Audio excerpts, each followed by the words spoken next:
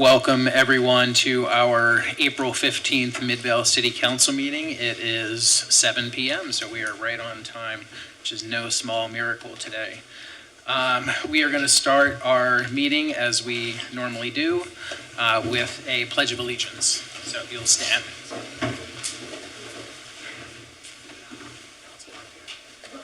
I pledge allegiance to the flag of the United States of America and to the republic for which it stands, one nation, under God, indivisible, with liberty and justice for all. Thank you, everyone. Rory, will you see who's here today? Yes, Councilmember Robinson. Here. Mikulesh. Here. Brown. Here. Billings. Here. And Glover. Here. Okay, that is all of us. So we do have some changes just to the order in which we're going to do things tonight. So we're going to start with the proclamation for Elijah Bustamante Martinez. Many of you know that our community experienced a terrible tragedy on Saturday, March 22nd, when Elijah, a beloved 16-year-old high school student right here at Hillcrest, and a member of the mayor's Next Generation Youth Council, tragically lost his life in a car accident. Elijah was very much loved by his family, friends, classmates, colleagues, and church community, and his impact on Midvale will be felt for many years to come. We've asked Elijah's family and friends to be here tonight so we can honor his memory and his commitment to making Midvale City a better place for everyone. If the members of Elijah's family would like to stand, who are in the audience with us tonight, we, the council, are going to take turns reading a proclamation. It's a special proclamation for us, really. It's just a small token of our gratitude for raising an extraordinary young man. So if we can skip this. Okay. Yep.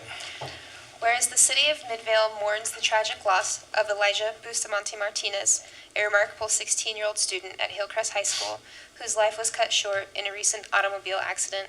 And whereas Elijah was known for his unwavering kindness, compassion, and dedication to his family, friends, and community. And whereas he demonstrated exceptional leadership and commitment through his involvement in various community initiatives, including serving on Midvale City's Next Gen initiative, where he played a pivotal role in community building efforts and policy advocacy, and founding the Hillcrest High School Writing Center to help students strengthen their writing skills and encourage creativity with their education. And whereas Elijah's academic aspirations were a testament to his ambition and determination, with dreams of attending the University of Utah and Harvard, pursuing a career in ophthalmology and serving both his community and country. And whereas his recent achievements, such as running for student body officer at Hillcrest High School,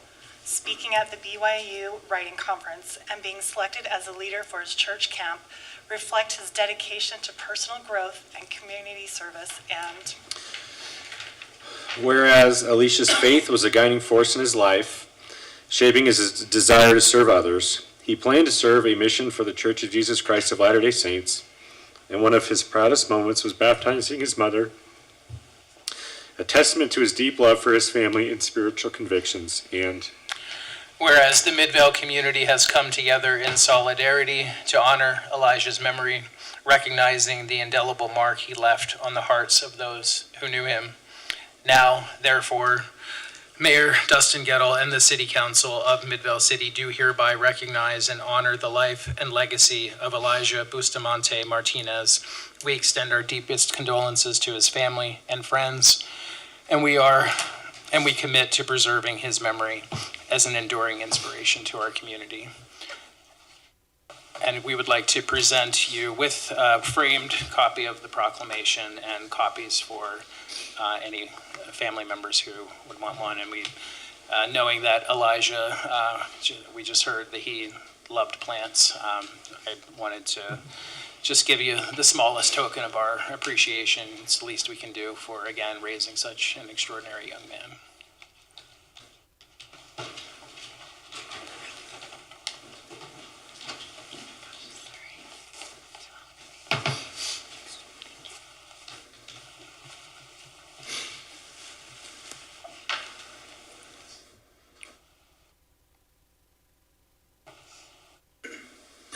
And we are also going to invite Elijah's friends, family, and anyone in the community who would like to say anything about Elijah. But we'll start with his mom.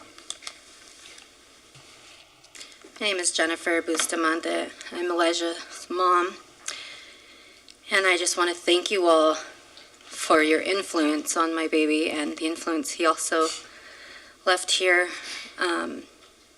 It's an honor to receive this proclamation for my baby.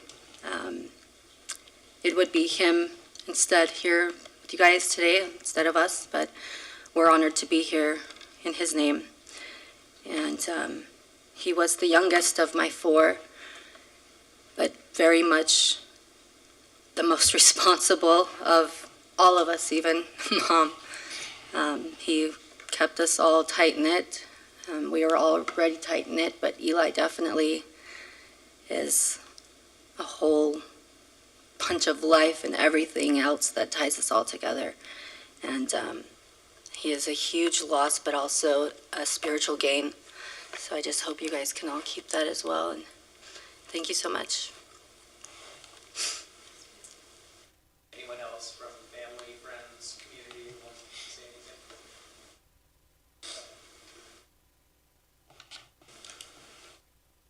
My name is Benani Bustamante. I'm Eli's oldest brother, and I just wanted to thank even the city of Midvale for interacting with Eli the way that he did, and just the school that he went to too, with Hillcrest and everything of Hillcrest being the way it is. He loved Hillcrest, and basically being as communicative as he was with not just Hillcrest, but the city of Midvale itself, with being here with you guys. He used to love basically coming home and telling me about all the different conversations he would have with you guys, and the projects that he would love to basically associate himself with. And I just want to thank you guys for that, and inspiring him too. And I don't know, it's crazy just to see the impact of what just a young individual could do with how much of, like, I don't know, with where he was going headed. So just thank you guys. Thank you.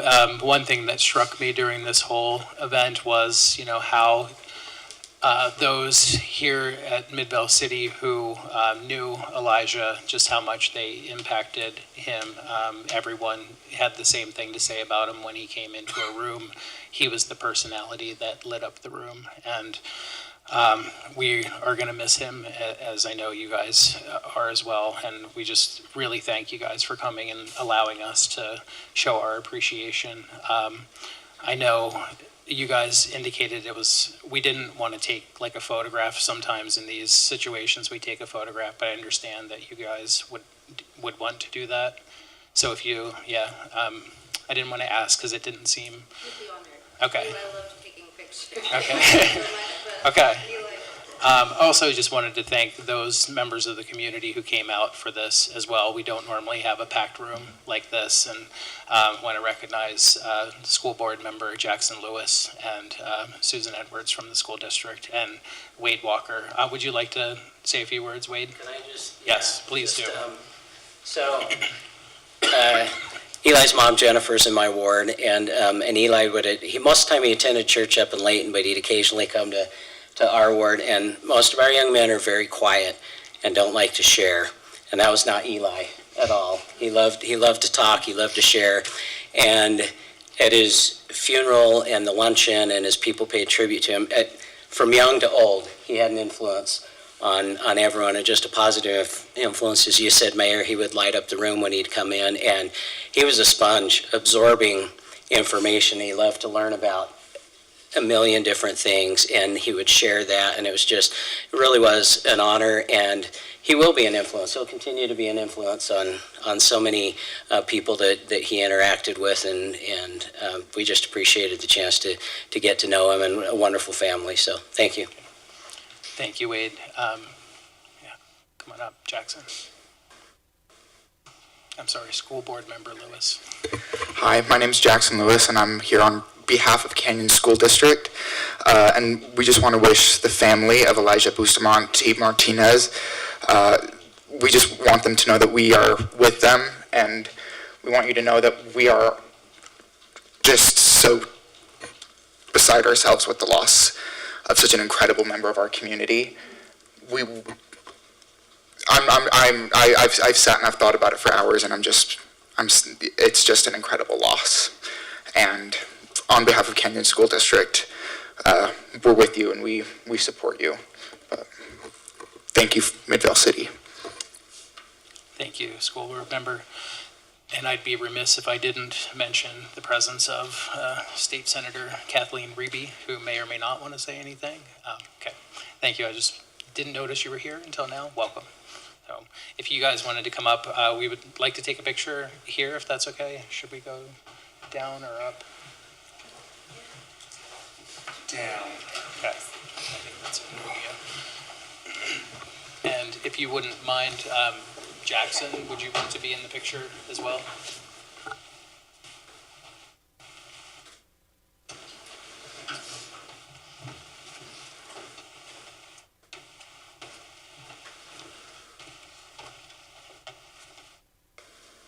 Anyone from the family want to hold the plant? Okay. If everyone can scoot this way a little bit, just so I don't have just too much in it.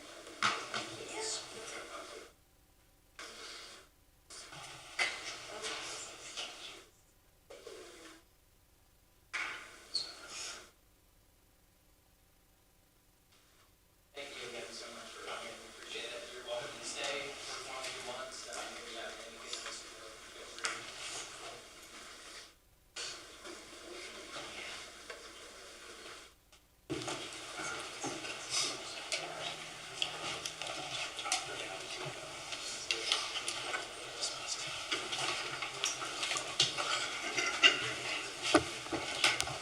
Okay, moving on to the second item on our agenda tonight, we have another proclamation. This one is proclaiming May 2025 as Frontline Worker Appreciation Month. And so I'll go ahead and read that one. Whereas frontline workers are the builders of our community, exercising curiosity, compassion, courage, and creativity to provide essential services that ensure the safety, health, and education of our residents. And whereas over 9 million healthcare workers across the United States serve in hospitals, clinics, and long-term care facilities, often placing themselves at risk to provide life-saving care.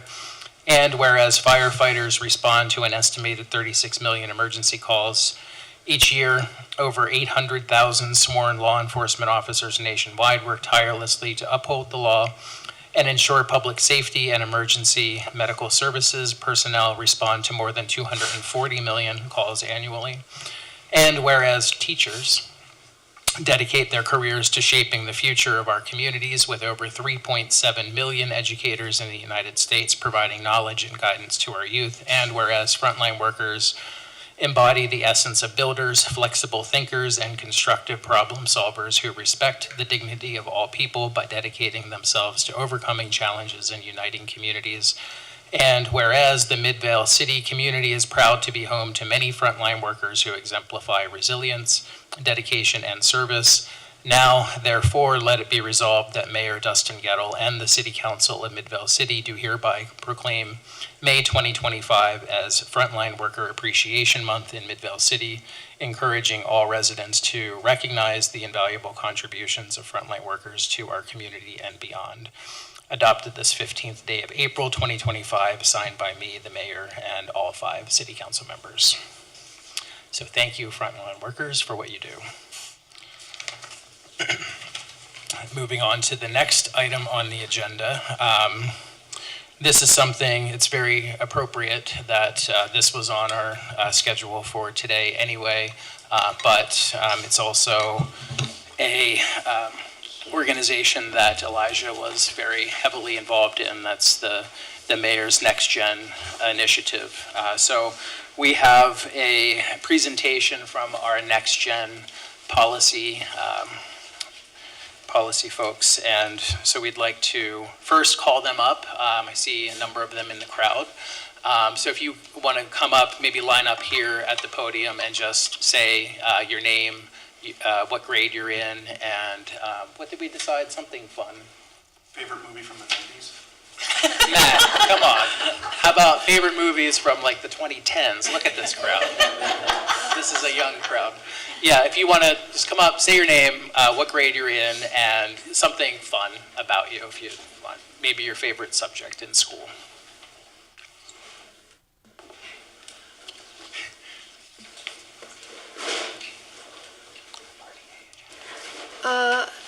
Hello, my name is Zaira Sayed. I'm a freshman at Hillcrest High School, and my favorite movie, I don't really have a favorite movie, I think. I was just kidding about it. How about, what's your favorite subject in You just school? say your name and grade. They're being rude. My favorite subject is biology. My name is Parthiv. I'm a freshman at Hillcrest High School, and my favorite subject is biology, I guess. Science, math. Okay, 2 for 2, biology here. My name is Fareed Satish. I'm a sophomore at Hillcrest High School, and my favorite subject would be physics. Got a lot of sciences here. My name is Vitalia Sun, and I'm a sophomore at Waterford, and my favorite subject is math. My name is Pamela Vila. I'm a senior at Hillcrest High School, and my favorite subject is history. I believe he's not here, but Councilmember Brown, that's his favorite subject as well. Well, thank you for being part of this, and I know Vanessa has a few words to say about the program, or did you? Yeah. Yes, okay, because we have certificates for your participation. We'll hand those out later, and we have pins for you as well. That's a token of our gratitude for what you've done. So, Vanessa, if you want to take it away. Yes. Hi, council peoples here of Midvale City. Hello, administration of Midvale City.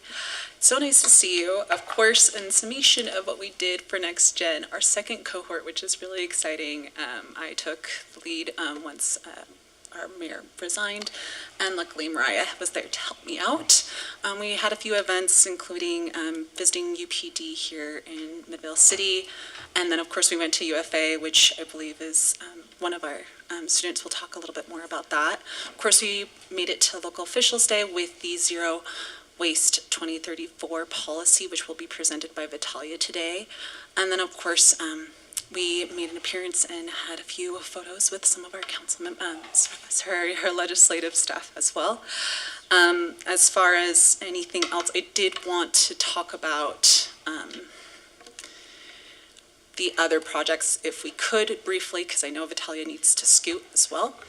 I did want to pay homage. We picked 3 different topics, and that included our youth mural and a resource fair, and then also zero waste. Now, Vitalia took leadership on creating this policy, mostly single-handedly. She was very passionate about it, and just we have great students, and all of us worked on the youth mural policy as well. So that was written, and of course, Elijah ended up writing a very big portion of youth mural, and then we had a talk about different boundaries because he just put his whole entire heart into it, and he was just really sad that it didn't get accepted for the Local Officials Day.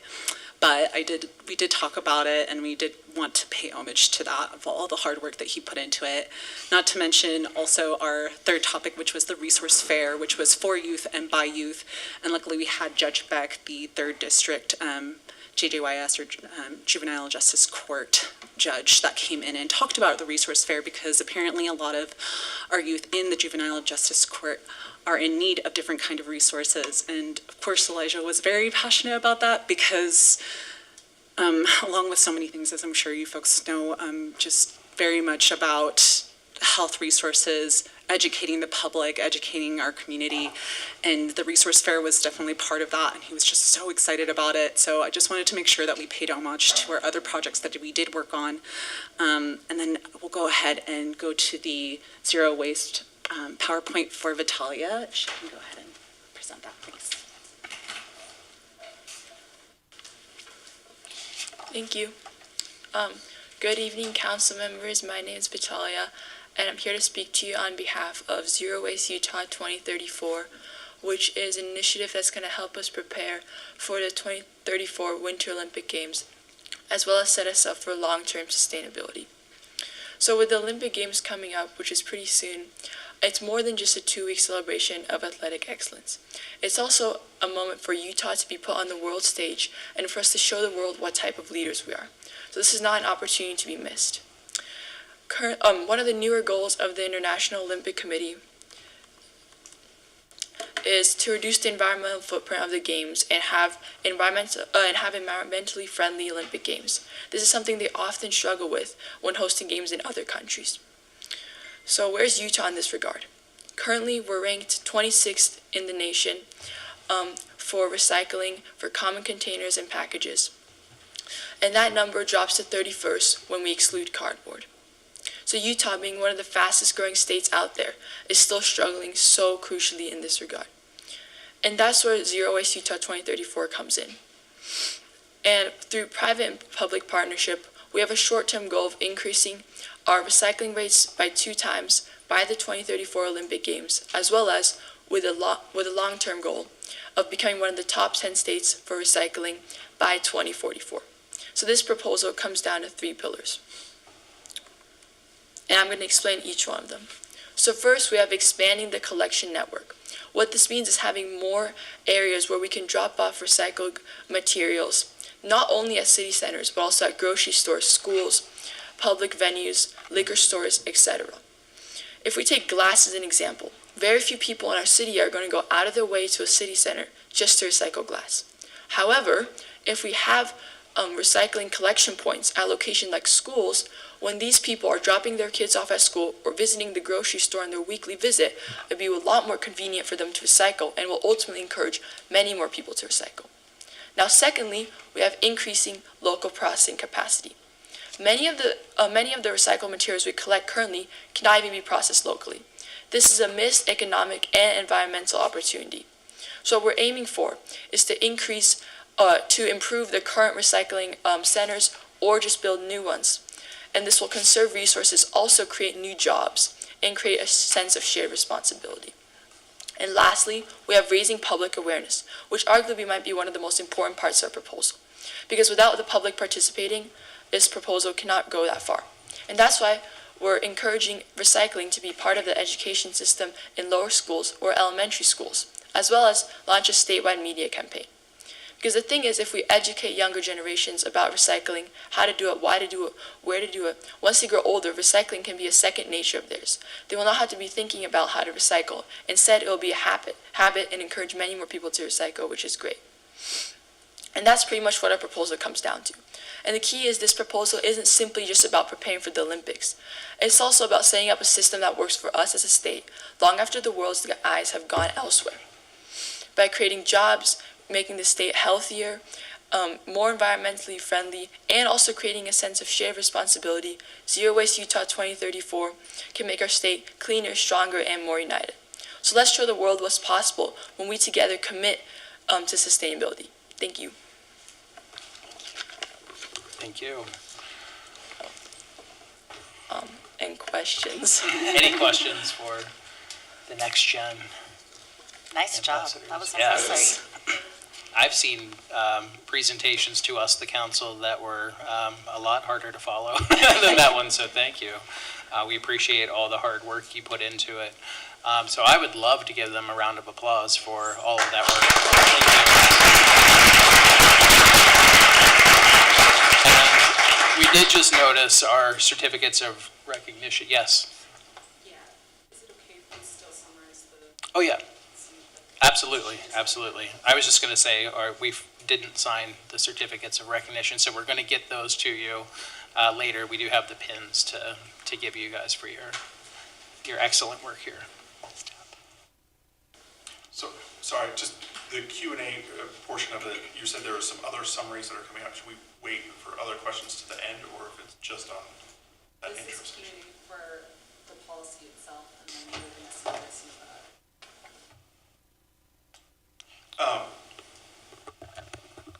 Again, thank you for the work that you put into this, and your presentation was fantastic.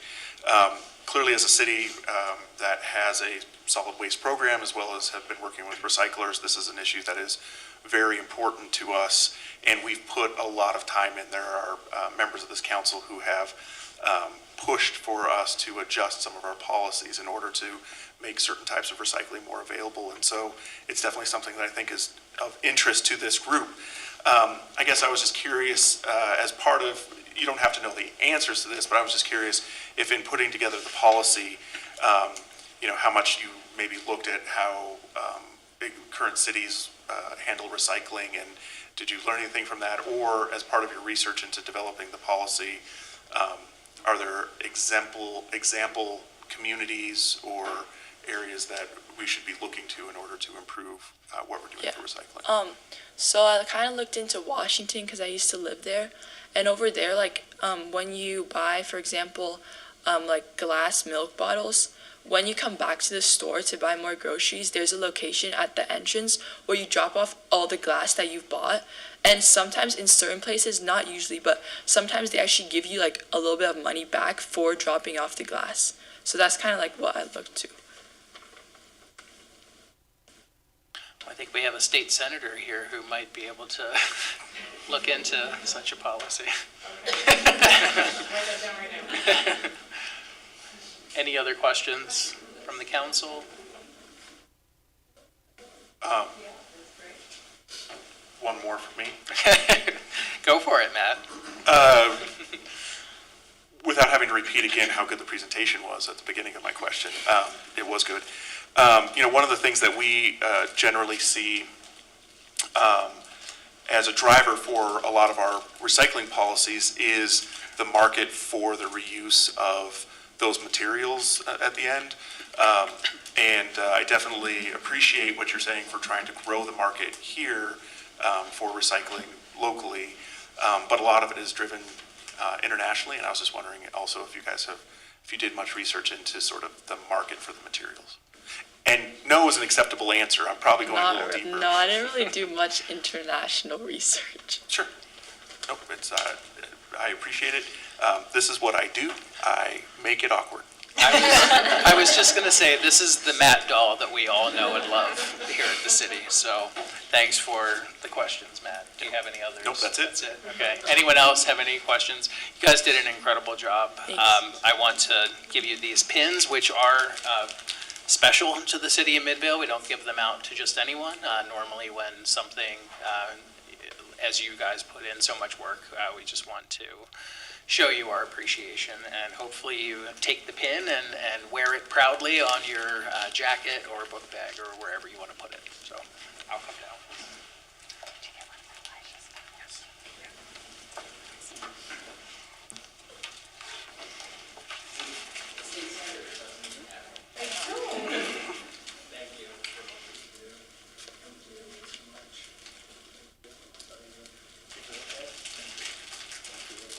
Great presentation. I know you guys all worked on that, and you were the spokesperson. Incredible job. The future is bright if kids like you are getting involved at this stage, so thank you again. And I also wanted to present one to Elijah as well, who would have thank you. Thank you, everyone. Let's do another round of applause, please.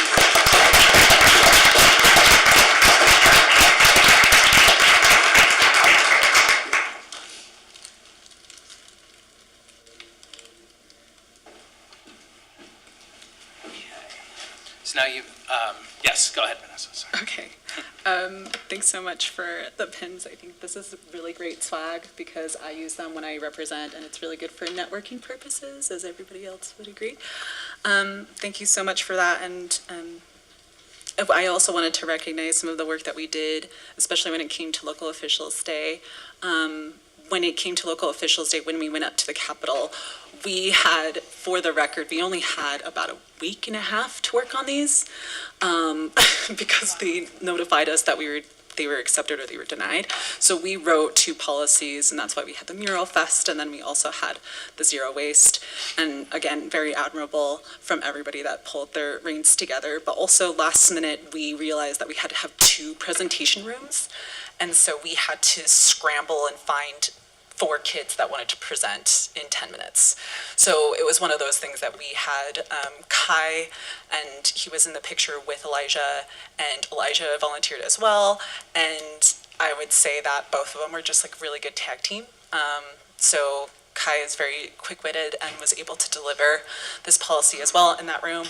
We were there also with Linden and St. George Youth Council, and we had to also vote on those policies. The Linden Youth Council, they presented on a housing program, and then St. George presented on a tracks that they were going to have shipped or constructed from Salt Lake City to St. George, because that would make sense.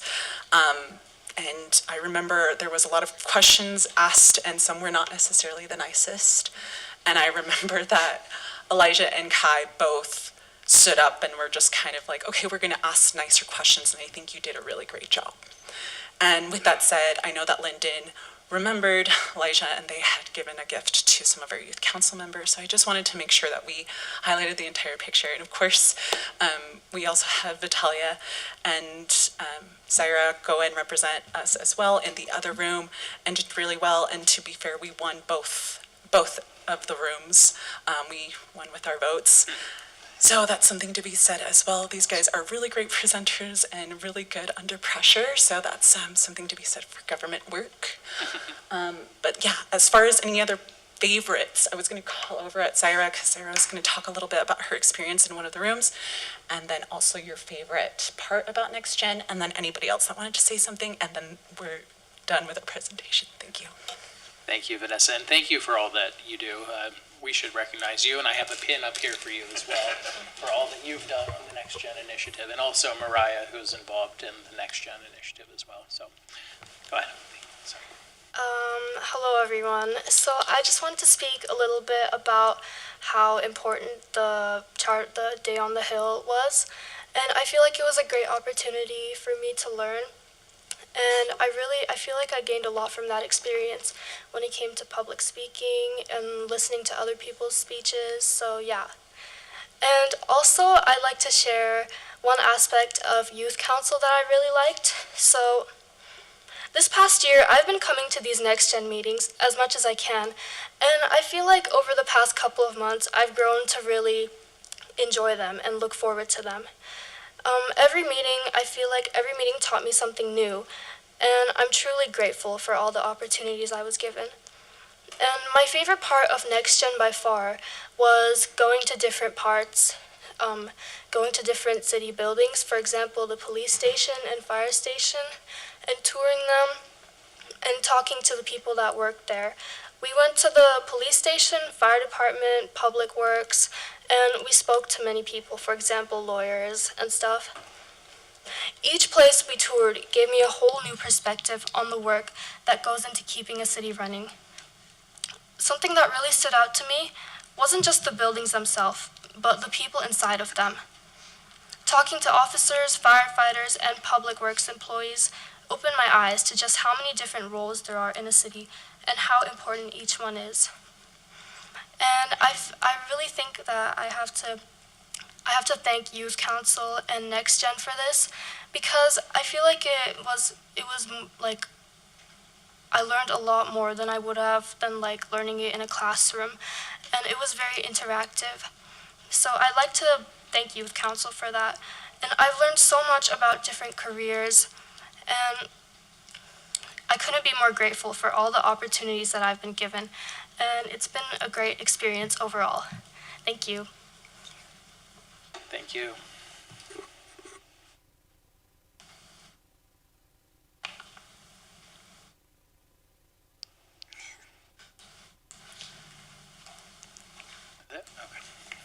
Okay, well, thank you again for everything that you do. As I said, if you didn't hear me down there, if this is an example of the next generation of kids, Midvale's in good hands.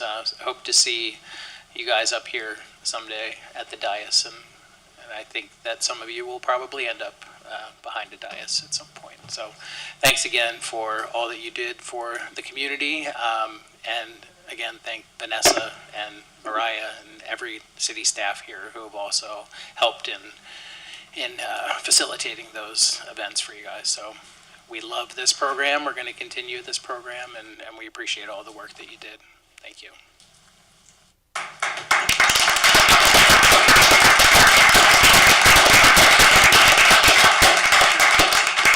Picture time. We typically do more than just proclamations and pictures, but that's what we're doing. Going down? Down. Stairs? Oh, that's up to you. Do you want to do the, council, do you want to do the stairs picture? Okay, do the stairs. All right.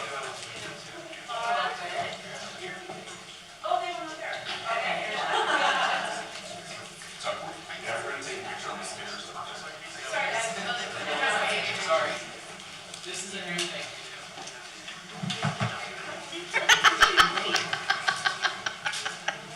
Yes, I know. You're going to be here all.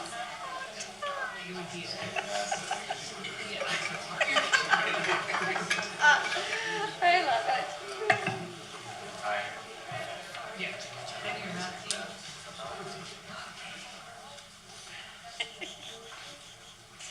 I'm so glad you come with me.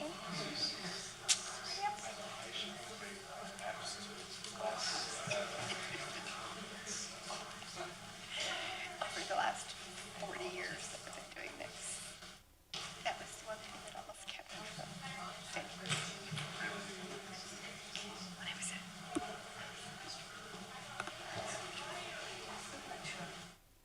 Yeah.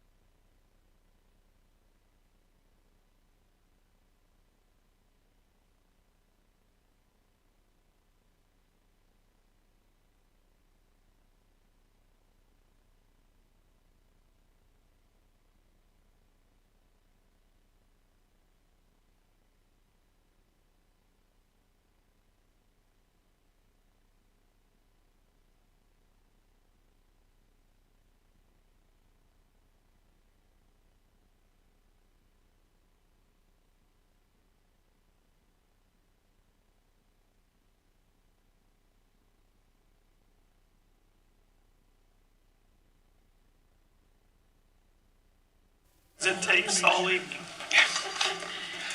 Okay, moving on to the next item on the agenda, and I do not envy Chief Mazarin for following those previous items on the agenda. But for the Unified Police Department report, Chief Mazarin.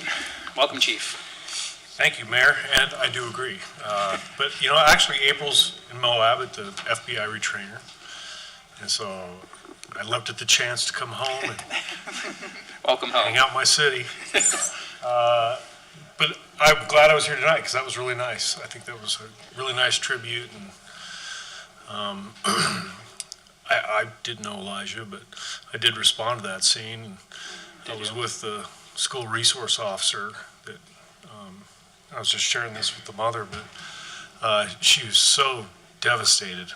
But she told me some great stories, and that he, you know, was part of Midvale City's program. And so it was tragic, but we're still working on that reconstruction investigation, and hopefully there'll be some healing. So that was really nice. I'm glad I was here. The other thing that I there's two things I want to mention. The first is the budget. I wish Matt was here because I want him to hear this, but maybe we'll talk later. But I'm glad I was at the workshop, and really good ideas going on there. I recognize the role that we play in the city's budget, and as your police department, I know that we're a chunk of that. And I want you to know that myself and the staff of your police department is very sensitive to that. We also recognize other factors in play. We recognize there's other competing demands for those funds by other incredibly important entities. To Councilman Brown's point, they're not just in public safety, but all parts of the city to make this whole thing work. I also very much agree with Mariah. I've been in lots of budget rodeos with Midvale since 2016, and this year is different. And so just to explain really quickly what we're doing for the budget process, because this directly impacts you, and what's going to happen here is you guys approve your own city's tentative budget and final budget, which at the same time at Unified Police, we're also doing the same process with the tentative budget and a final budget. We are working very hard factoring in all those things I just described to bring to you the absolute best budget that we can while making every effort we can to maintain and preserve the levels of service and the levels of effective policing that Midvale City needs and wants.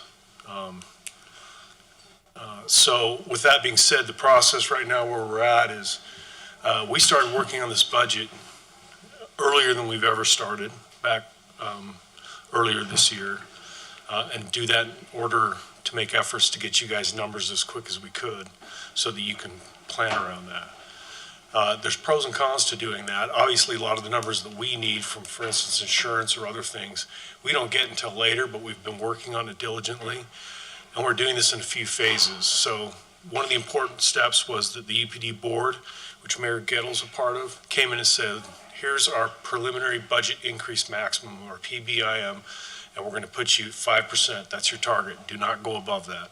And I made a commitment to the UPD board that I'm not going to go above that, and I won't.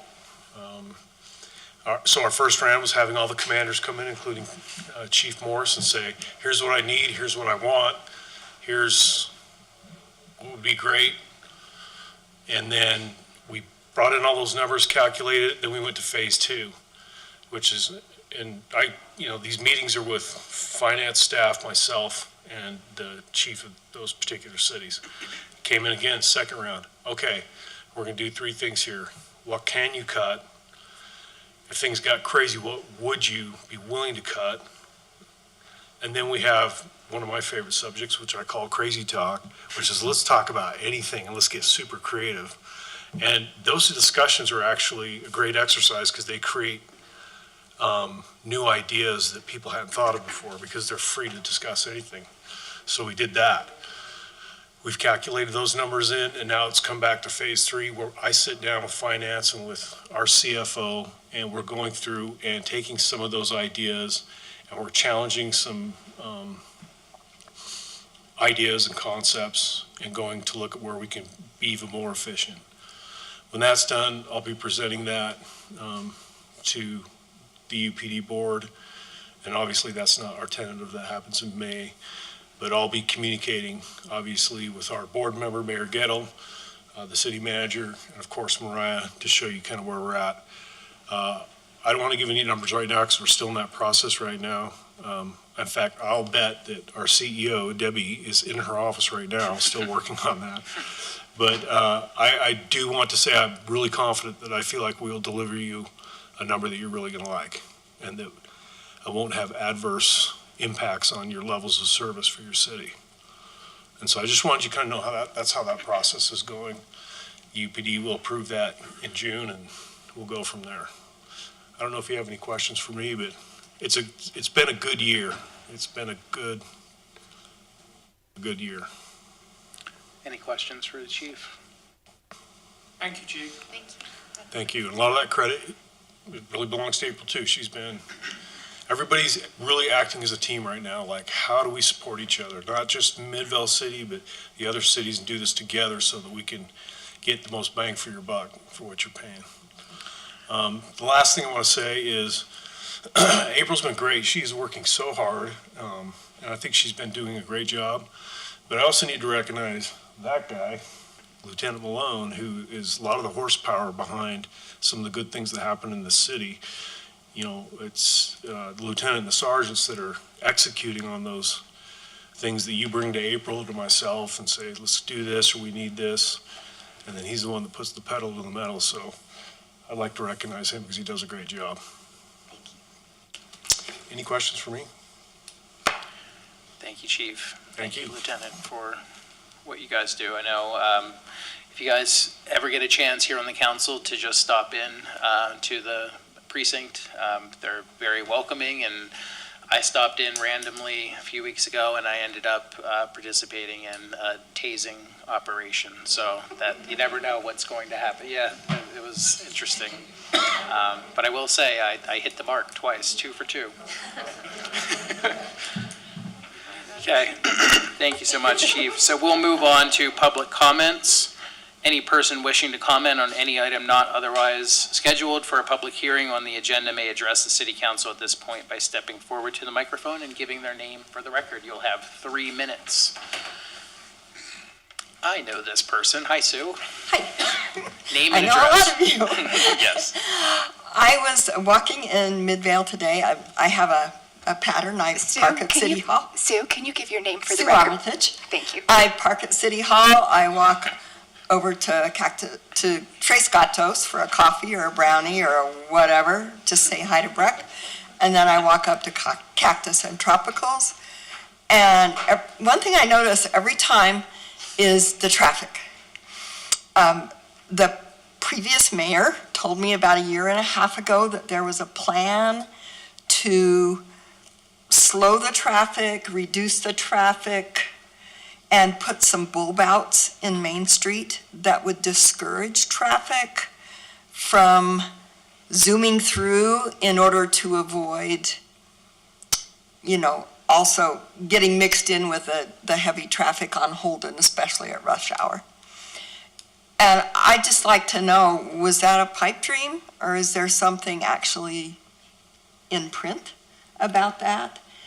Because as a person who walks and observes other walkers during festivals and grand openings and such, I'm disconcerted, and I notice families, especially with children, being disconcerted by the cars that come around from 7th West and make this corner and hit the accelerator at 40 miles an hour to Center Street.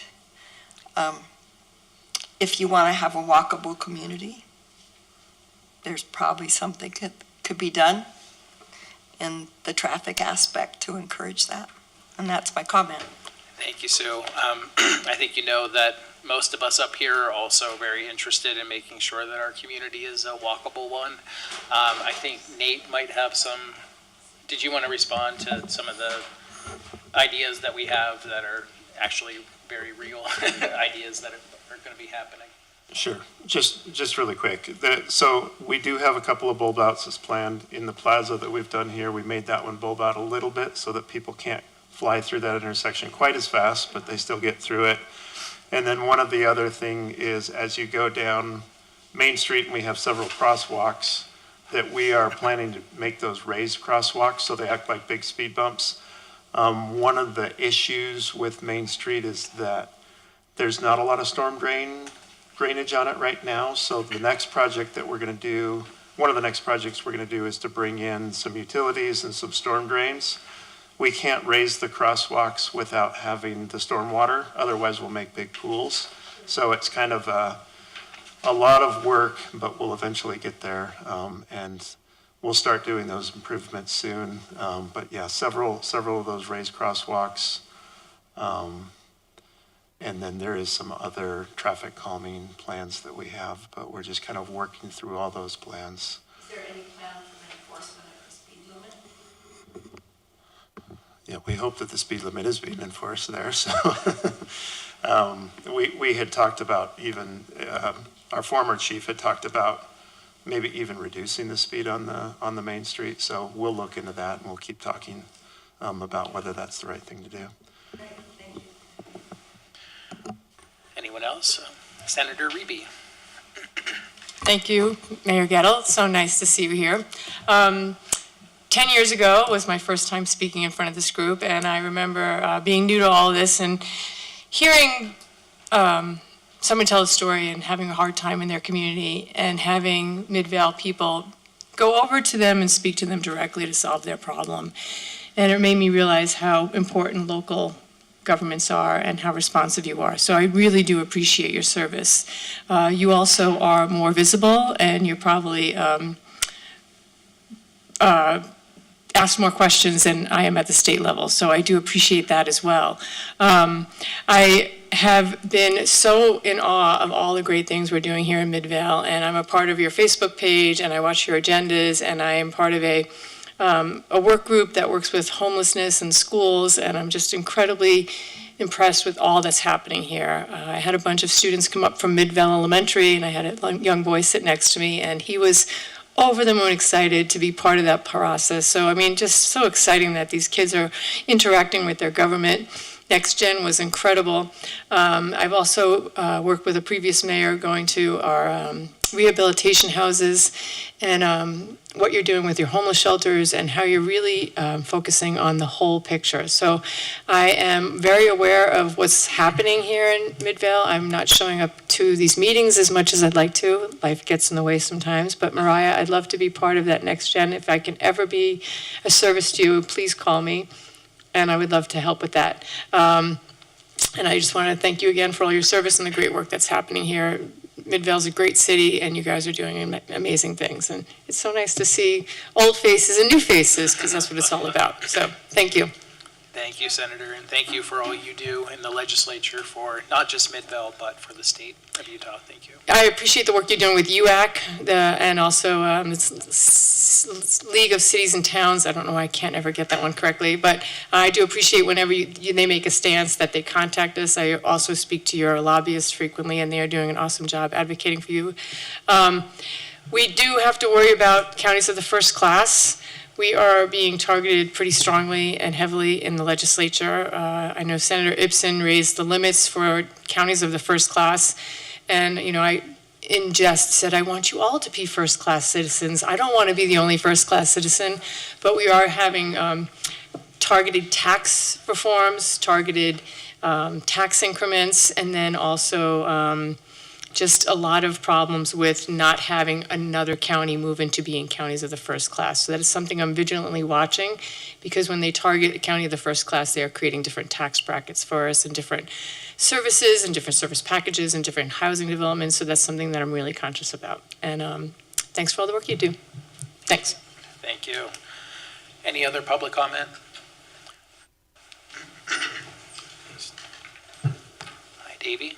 Hi, I'm Davey Bird. I'm the manager at the Tyler Library. Just wanted to do a personal invitation to everyone here and everybody watching online now or later. Come to the library. Come say hi. We are free, we are open, and we have lots of cool stuff. Particularly, please bring your kids.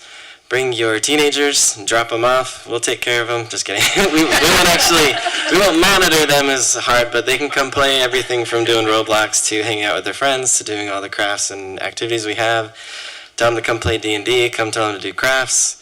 Also, your youth, especially the littles, there's a statewide initiative that's starting this year to pay attention to early literacy. Libraries are the place for that. Please get your kids into our story times. They're free, they're fun. We have them every Wednesday morning. Every Thursday we have something going on in the afternoon at 3 o'clock for your little ones. And every Friday we have a giant neighborhood play group on top of a baby story time. And so during COVID, we replaced all of the play places that you used to have. So we do that here at the library. Also on Mondays we do an evening story time for anybody who can't come during the day. Data shows that kids who do story time starting as little as babies or even before 5 will be successful up into the 3rd grade, which is one of the most important reading levels You will do such a benefit for your kids, plus you'll get that time to spend with them. Also, we have free Wi-Fi, we have computers, we have all the printing needs you have. If you have a need and you aren't sure where to get it, it's probably at the library. So just an invitation to everybody coming out. Thank you. Thank you, Davey, and thank you for all the great programs you do at the library. We appreciate that. Oh. 30 seconds. So, Day of the Children, or Dia de los Niños, is on April 26th. We're celebrating it at the library. Free event, 3 p.m. Everybody gets a free book. It'll be yours. You don't have to return it to us. We also have like a magic show. We've got all these cool crafts and everything else to play with your kids. Another time. Okay, thank you. Okay. I think I might hang out at the library with all that going on. Any other public comments? Seeing none. Okay, we will move on to council reports, and starting us off, as always, Councilmember Bonnie Billings. Thank you, Mayor. I again just wanted to express our heartfelt sympathies to Elijah's family. I felt like our first part of this meeting was really powerful, and I'm glad that we had the opportunity to do that. I also wanted to thank the Next Gen program and the students involved in that. That's just amazing to see. I've been involved in local government since I was a child myself, but there was not really a program like that that existed when I was that age. And so I love seeing those kinds of things and seeing the city support it. So I'm really excited to keep that going. Okay, thank you. Councilmember Paul Glover. Nothing this evening. Okay, thank you. And Councilmember Heidi Robinson. I just actually wanted to, again, extend my gratitude to Public Works. Mayor and I were lucky enough to be able to have lunch with our friends over at Public Works. And I just want you to know how much I enjoy that. And just talking with them and getting to see the problems that they face, it gives us a better insight on what we could do better. So I look forward to it every year. It's one of my favorite things we do. But I just wanted to say thanks again for them to take the time out of their day. That's all I have. Thank you. Yes, I think we couldn't determine whether it was our third or fourth annual, but it's 3.5 annual. Councilmember Denise Mikalash. I just wanted to say thank you to all of those that showed up for the Community Council open house. It was great to see representation from every district there and their feedback. Also want to say thank you to all of the residents that filled out the survey for the Parks and Open Space. I think that will really help us in our vision moving forward in what we're doing. Also, the Planning Commission invited me to a virtual roundtable to hear about the legislation that's impacting our cities, which was very informative. And last shout out is I want to say thank you to Councilman Brown, even though he's not here, and the mayor. They responded to some residents' concerns on our Midvale resident Facebook, and they handled it so well and brought clarification and more information. So it was great to see that and appreciate them, telling everyone what's going on. So that's it. Thank you. Thank you, Councilmember. For my report, I will be brief as always, keep it under 15 minutes, as best I can. Now, in addition to what everyone has said up here, I echo all of those statements. I did want to add two things. I went to Midvale Elementary School 2 weeks ago. I had the privilege of speaking in 4 classrooms, a third grade class, two fifth grade classes, and a fourth grade class, and it was career day. And I like to think that I just had their imagination, captivating them as mayor, but honestly, it was the oversized scissors. I got to bring the big mayoral scissors, and that's what the kids wanted to see, and we did. Each classroom we did a ribbon cutting ceremony where I had the kids line up and hold the ribbon, and also one of the students would tell us what business we were dedicating. It was a lot of fun. They invited me back in May, so I think either me or the scissors were a hit. I'm not sure which one, but I'll be back in May to do it again.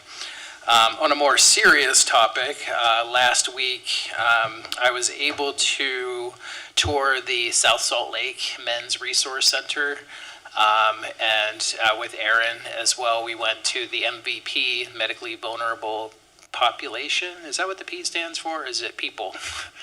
I couldn't really, one of the two, but the Men's Resource Center in South Salt Lake is definitely a different different atmosphere than the MVP, I would say.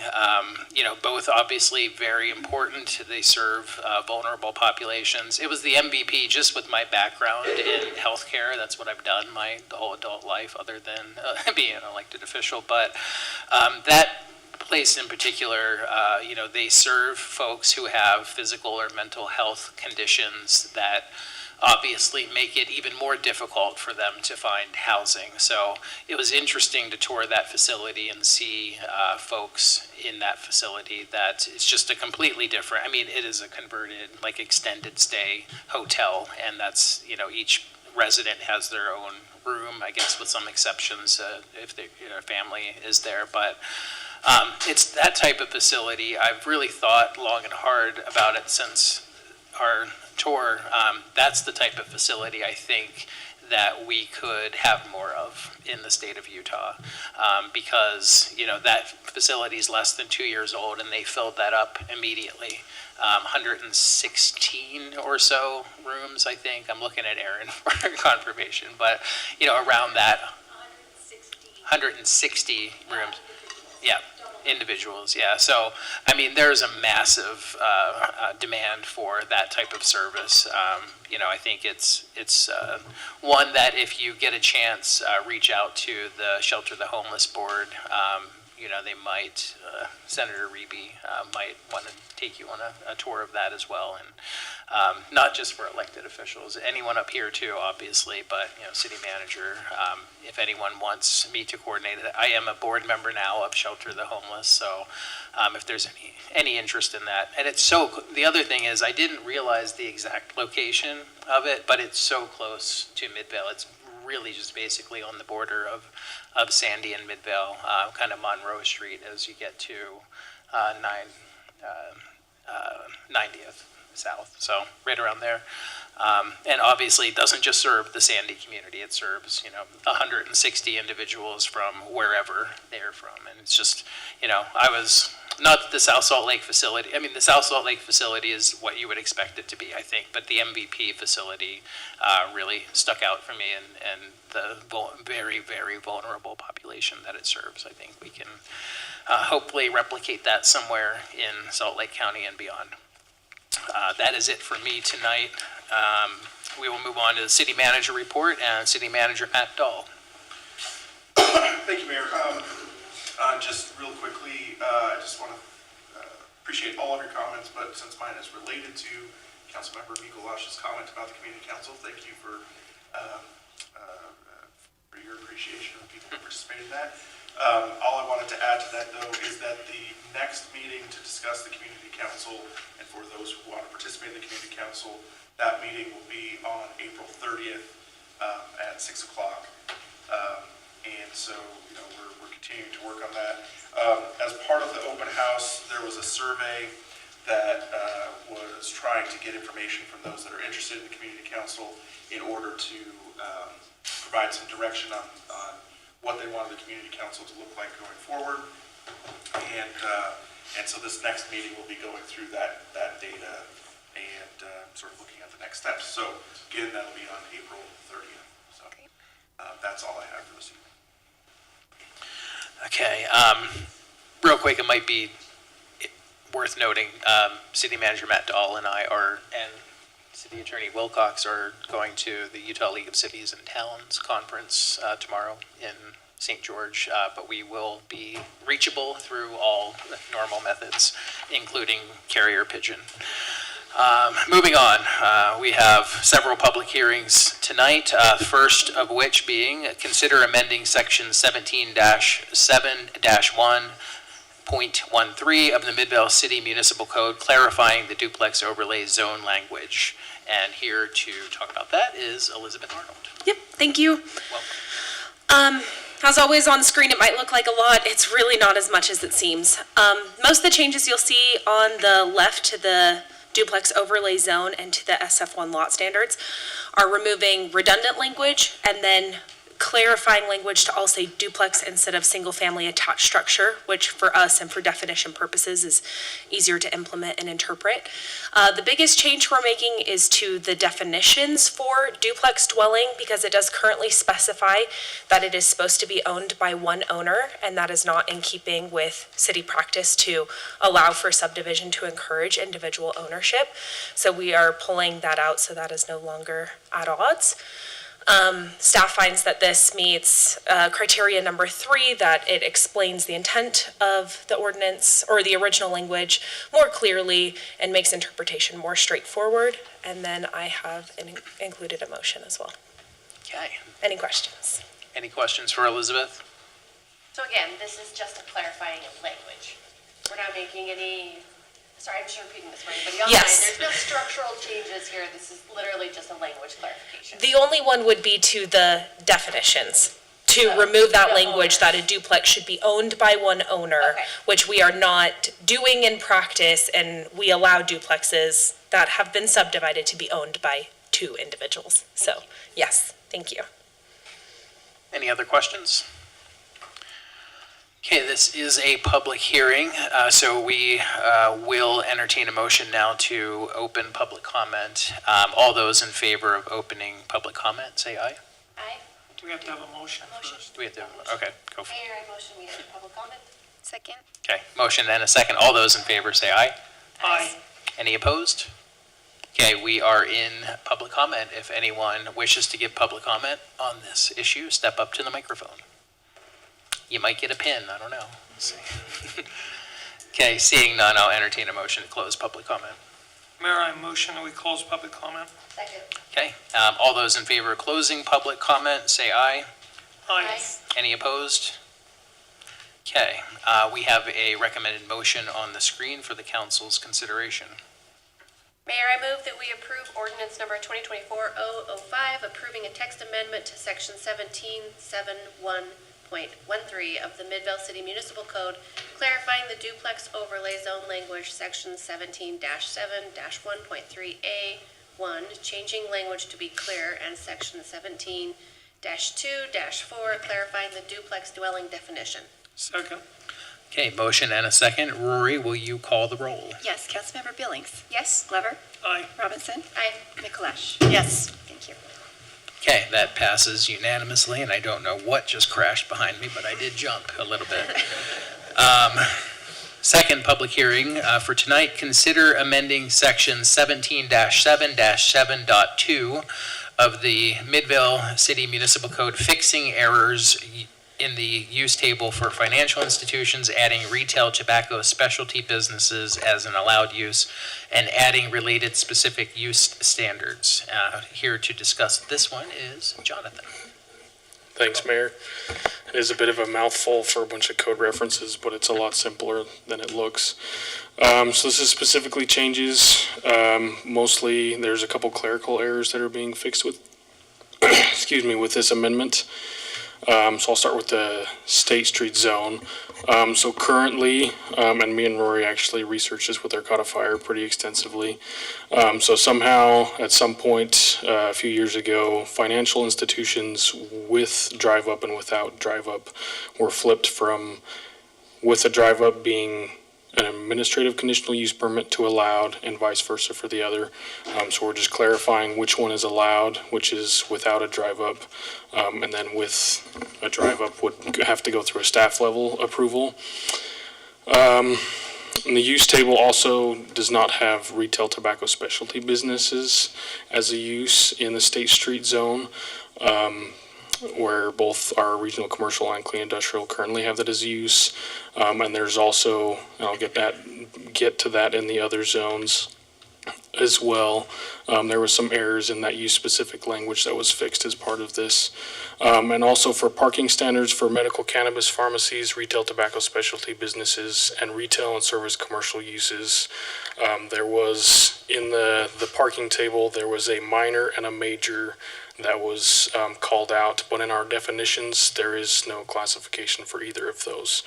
So we're removing that reference altogether from parking standards to be consistent with our definitions of retail and service commercial, which then adopts, specific parking standards for these two uses. For regional commercial zone, we are fixing the error in the retail tobacco specialty business use specific standards. There was a reference to medical cannabis when obviously it is for retail tobacco specialty. And the same with the parking standards. There was the error with minor and major differentiated. And then that's the exact same as what we're doing in clean industrial. So we find that it meets criteria 3 and 4. If you have any questions for me, I can answer them. Yes. Which one? This one? Yeah, I thought we intentionally left out the retail tobacco specialty businesses when we reviewed this a few years ago. Let me think about it. We did something, I was wondering. Yeah, For State Street? Yeah, we were actually intentionally leaving out the possibility of the smoke shops, the vape shops, something like that. That was actually by design. Is that the same?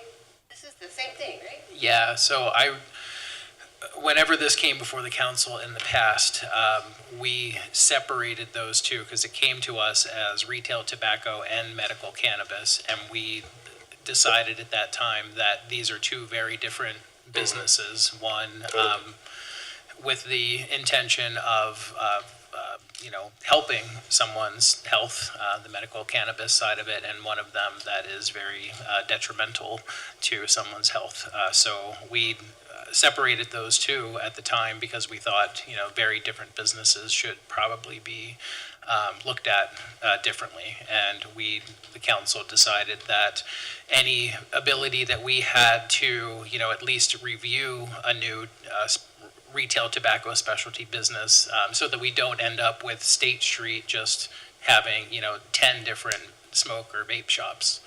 So that was very intentional from the council a few years ago.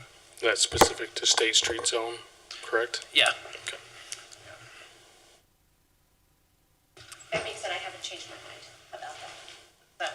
And we can remove that from it, so. But everything else is errors being fixed in the ordinance for specific uses. So if we remove the retail tobacco specialty business language, it would remain as a conditional use in the zone, is that? I don't think it's currently in the zone. Let me double check. It's an allowed use in clean industrial and regional commercial, but State Street, let me pull it up here, give me just a second.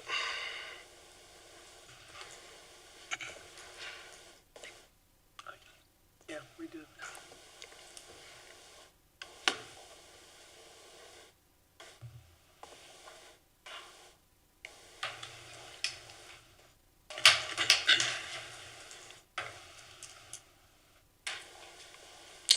Let's see.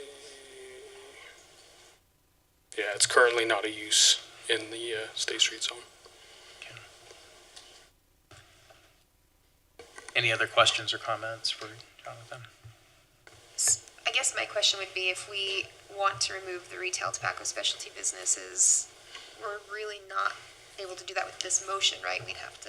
We could table it and And clean we it can up come and bring back. it back. Are there any other questions on any other items, or is that the only one that I think we still have to have a public hearing on it. Yeah. Okay. So this is scheduled for a public hearing, so entertain a motion to open this to public comment. Mayor, I motion we open public comment. Second? Okay, motion and a second. All those in favor of opening this to public comment, say aye. Aye. Any opposed? Okay, we are able to accept public comment if there is anyone in the audience who'd like to speak to this. Sue, you're thinking about it. No, okay. I will then entertain a motion to close public comment. Mayor, I motion we close public comment. Second. Okay, motion and a second. All those in favor of closing public comment, say aye. Aye. Yes. Any opposed? Okay, public comment is closed. Jonathan, are you able to forward it to the motion? And let's see what that's, okay, no, so we can't. Yeah. Okay. Yep. Mayor, I motion that we table this ordinance. Second? Okay, we have a motion and a second. Garrett grabbed at his microphone. Do you have? I was just gonna make sure that we can amend it, unless it's in writing. So unless we do it, unless you send Johnny upstairs to do it right now, it will need to be tabled. Okay. So there was a motion. Was there a second to table? Okay. This is a roll call vote. Rory. Councilmember Glover. Aye. Robinson. Aye. Mikulesh. Yes. And Billings. Yes. Okay, so that is tabled for an upcoming meeting where we'll just remove that language and clean that up a bit. Thank you. Thanks, Councilman Mayor. Thanks, Jonathan. Okay, our third public hearing of the night, consider amending section 17-4-1 of the Midvale Municipal Code to allow the city council to determine a planning commission stipend. And here to speak about that is Vendolin. Thank you, Mayor and council members. This is a relatively simple item. In the past, the planning commissioners were paid a stipend that was $20 for each meeting, and that happened until 2016. Then it increased to $50, but the code was never changed. And the way the city works, you as the council, you are involved in this anyway through the budgeting process. You approve all budgets, and the planning department budget as a portion of the community development budget, has that in it. So staff thought it was wise to make this change, to just simply strike the $20 and basically reflect the practice that you determine the stipend through the budgeting process. And so that's how, what this change represents. And in our criteria in the municipal code, for these types of changes, it really checks all of the criteria. And here it is in the full context. Again, we strike the $20 and then add as determined by the city council. Do you have any questions? Any questions for Vendolin? What I want to know is all of the planning commissions, they have to pay back now? I'm teasing. We can discuss that at the next meeting. Okay, this is, any other questions from the council first? No? Okay, this is also a public hearing, so I'll entertain a motion to open public comment. I move we open public comment. Second? Okay, motion and a second. All those in favor of opening public comment, say aye. Yes. Yes. Any opposed? We are, yet again, we find ourselves in a public comment situation. If anyone would like to comment on this, please step up to the microphone, and Vendolin will move away if you do. And we'll all be very surprised if anyone does. Okay, seeing none, I will entertain a motion to close public comment. Motion to close public comment. Second? Okay, all those in favor of closing public comment, say aye. Aye. Yes. Any opposed? Public comment is closed, and we do have a motion on the board here for the council to consider. Mayor, I move that we approve ordinance number 2025-0-07, which amends section 17-4-1 of the Midvale Municipal Code to allow the city council to determine a planning commission stipend. Second. Okay, motion and a second. Any final questions, comments? Okay, Rory, will you call the roll? Yes. Councilmember Robinson. Aye. Mikulesh. Yes. Billings. Yes. And Glover. Aye. Okay, that passes unanimously, so we can start paying the planning commission now. Thank you. Okay, moving on to our consent agenda, we have two items to consider tonight. One, consider the minutes of April 1st, 2025. And second item, set the date and time, May 6th, 2025 at 7 p.m. for a public hearing to consider adoption of the fiscal year 2026 tentative budget beginning July 1st, 2025 and ending June 31st, 2026. Is there a motion to approve the consent agenda? Mayor, I make a motion to approve the consent agenda. Second? Okay, we have a motion and a second. Rory, will you call the roll? Yes, Councilmember Mikuláš. Yes. Billings. Yes. Clever. Aye. And Robinson. Okay, that passes unanimously as well. Moving on to our action items. We have several of them tonight. First, consider resolution number 2025 R16, authorizing the mayor to enter into an agreement with Salt Lake County for the 2025 Midvale municipal election, and our HR director, city recorder, Rory Andreessen. Thank you, Mayor. The election agreement this year has been a little interesting, needless to say. We had, Garrett actually had, yes, Mr. Wilcox has actually had some changes that we had sent back. A couple of things that I'll bring up during this discussion, but this will be for our 2025 municipal elections. The offices, how do I make that go back? Oh, never mind, found it. Will be the mayor at large, and then Council District 4 and Council District 5 for the 2025 election. This year, the election cost, the formula has been a little different. It's been a little bit difficult to get used to. We decided to have, the council decided to have ranked choice voting, so we will not have a primary election. However, you'll see the high and the low, and that depends on the participation. Now, you'll see that the general election is not going to change much because everyone pretty much is going to have a general election unless for some reason they can cancel it. So more than likely, this is on a timer that I don't know how to work. So, will you turn it off? Thank you. Thank you, thank you, thank you. Oh. But it went away. So the ranked choice voting is the $26,250 is the price for the license. So depending on how many entities decide to use ranked choice voting, that will be divided by the number of entities. That is going to be due May 1st, which we just found out about. So May 1st is when that's going to be invoiced to the city. We have 30 days to pay that. The other thing that they've added this year is the admin fee. This is very new. Luckily, Midvale's is not too high, not too exorbitant. Some others have been a lot higher, and that is going to be paid in July. So these dates are new to us this year, and we were a little confused, especially with the May one, because we don't budget for it until the next fiscal year. So it looks like, at this point, our general election is going to be $33,950 plus the $3,000 plus whatever the license is for the ranked choice voting software license, depending on how many entities are going to go with ranked choice voting, which we're not going to know until after May 1st. So it's still up in the air a little bit because we don't know how many are going with ranked choice voting. The difficulty has been this year with the primary election because there is a certain amount that the county is charging for the primary election, and it's just divided by however many entities have a primary. Some of them are going to pay quite a bit for the primary. This is the one thing that we were a little bit concerned about. In 2023, we had an agreement that was approved through the county, same agreement, and the indemnification obligations were different. Garrett had changed them to make they were more equal as far as the indemnification goes.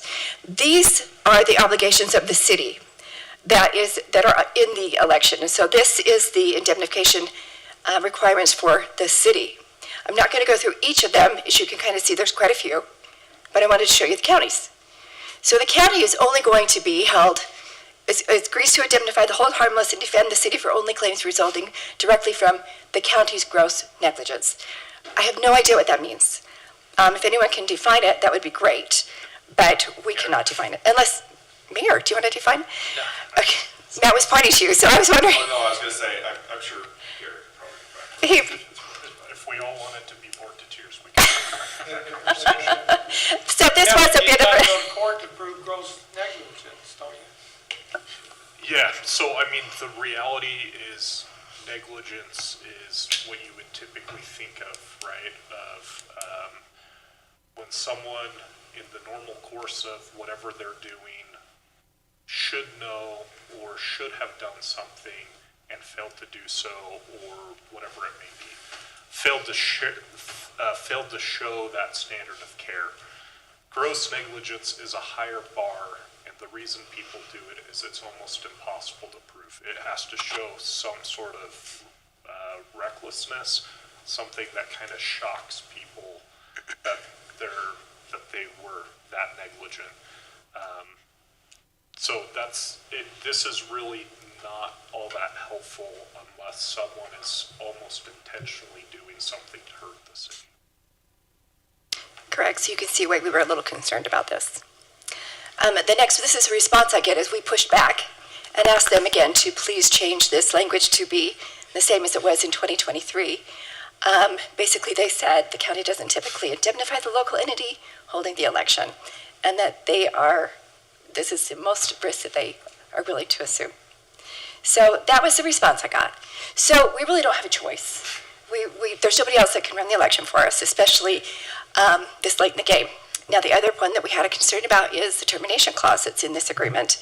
And it does say that the city can cancel the election by April 30th, if we so to choose. But the county can cancel. Cancel their They're providing the services, sorry, not the election, providing the services. Thank you, man. The county can cancel this agreement and give us 30 days notice. And I don't know where we'd go to have another election conducted. The other thing is whatever we pay to the county before that time, if they decided to cancel it, is non-refundable. So another concern that we have. However, we don't have a lot of choice because the county runs the election. So we have gone over it. Garrett has looked through it, reluctantly approved it, reluctantly. And Garrett, if you have any more to say on that, you're more than welcome to. We're here. I don't have anything else I can do for you, so. We have no other choice, so. We really don't have any other choice. Yes, and so if you don't have any other questions, this is the recommended motion. Mayor, I move, it's not a hearing. I move that we approve resolution number 2025-R-16, authorizing the mayor to enter into an agreement between Salt Lake County Election Division and the Midvale City for election services. Second. We have a motion and a second. Rory, now that you're back at your seat, please call the roll. Councilmember Billings. Yes. Glover. Aye. Robinson. Aye. And Mikuláš. Yes, thank you.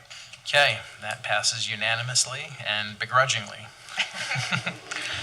Okay, the second item on the agenda is about the longest one I've ever seen. So I'm not going to read all of that because it will have to be read in the motion that is made. So I don't think the motion's quite as long, but. okay, Yeah. we will consider resolution number 2025-R17, a resolution of the City Council of Midvale, Utah, authorizing the issuance and sale of not more than $18,500,000 aggregate principal amount of water, sewer, and storm water revenue bonds, Series 2025. Mariah. That sounds good. I made these presentations yesterday, but it feels like that was about 3 weeks ago, so bear with me if I shift my brain. Okay, so this is for the Public Works facility expansion. The Public Works Needs Assessment and Master Plan was completed in 2024, and then the project was budgeted for in our fiscal year 2025 budget. The project includes a decant station, 21, I'm not going to read all those things, covered storage, climatized storage, fleet repair, shop, and office space, big enough for Public Works to continue to grow into, because we all have heard Glenn say he's cramped. Demolition and earthwork will start this fall, with the construction going from 2026 to 2028. We've been very careful using the word phasing, but we will have to do some moving around of people and things so that we can demolish things and build things and then move people and then build other things and etc. Currently, the total budget estimate is $20 million. That does not include the land we've already purchased, so that would put it at $22 million. The plan currently is to bond for $15 million, and then in our budget we had set aside $8 million from fund balance. We'll keep having that, and then that gives us a cushion should inflation continue to be crazy, and make sure that we can really get as much of this project done. Hopefully all of it, but we can't predict what's going on in the world right now. Just for an overview of what the bonding process will look like, we're adopting a parameters resolution tonight, which really just sets the broadest that the bond could possibly be without further approval from you guys.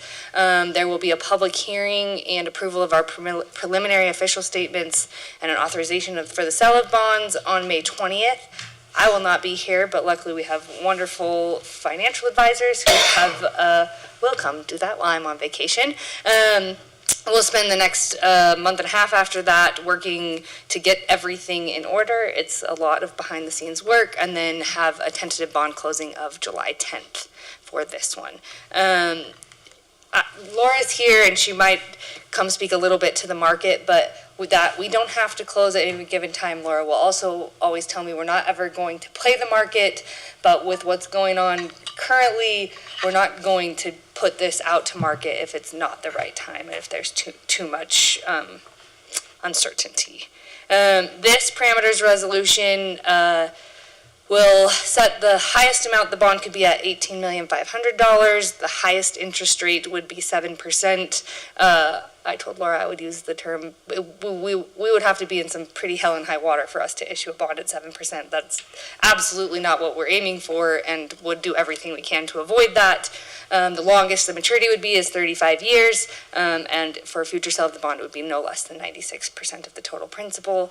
The parameters resolution also delegates authority to the mayor, city manager, and administrative services director to complete the bonding process and approve substantial drafts of the following. The 11th supplemental indenture. This is agreement for Zions Bank to be the trustee and just kind of governs this specific bond. I learned what general indenture is, and we pass only one of those for any one type of security. So we've already passed a general indenture for water, sewer, and stormwater. So this is just adding on to that for this specific bond. And then a purchase contract, which is essentially the underwriter contract. Any questions? Any questions or comments for Mariah? Do you want to speak? Okay.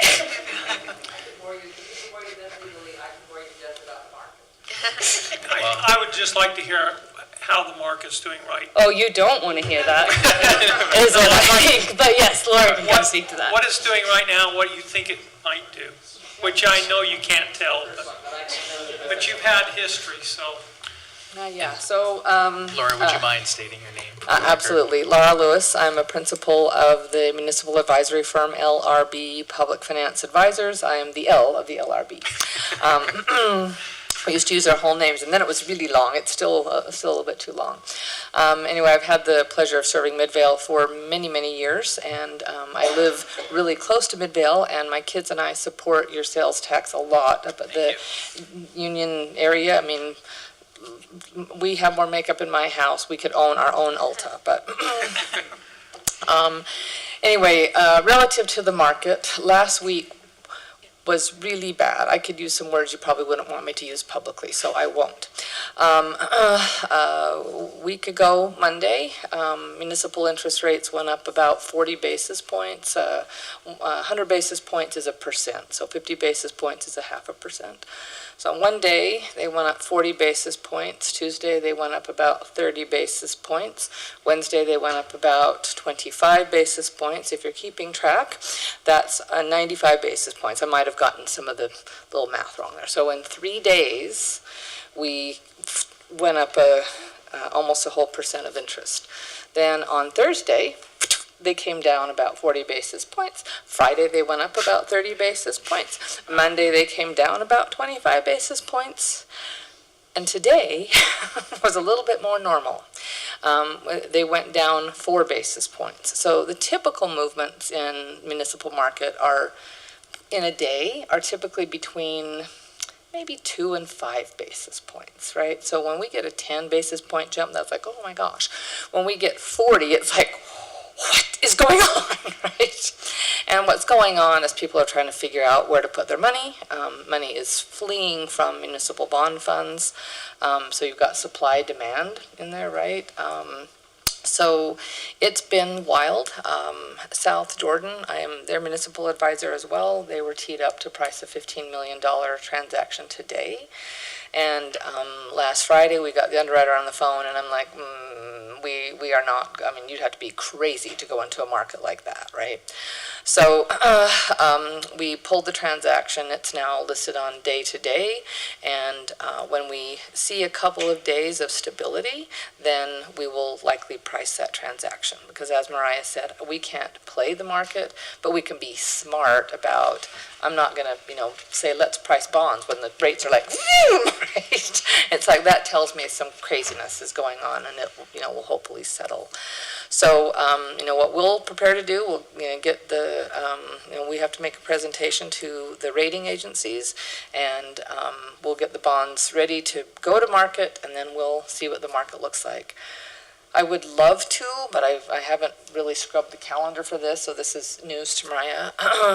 With the tariffs on pause for 90 days, I would love to get your bonds priced before those roll off. Now, that doesn't mean between now and then we might have a new announcement every day of what's going on and what's coming off, and right, and that, markets hate turmoil. They like certainty. They like to be able to, I can plan for this happening, right? And all we have now is a roller coaster.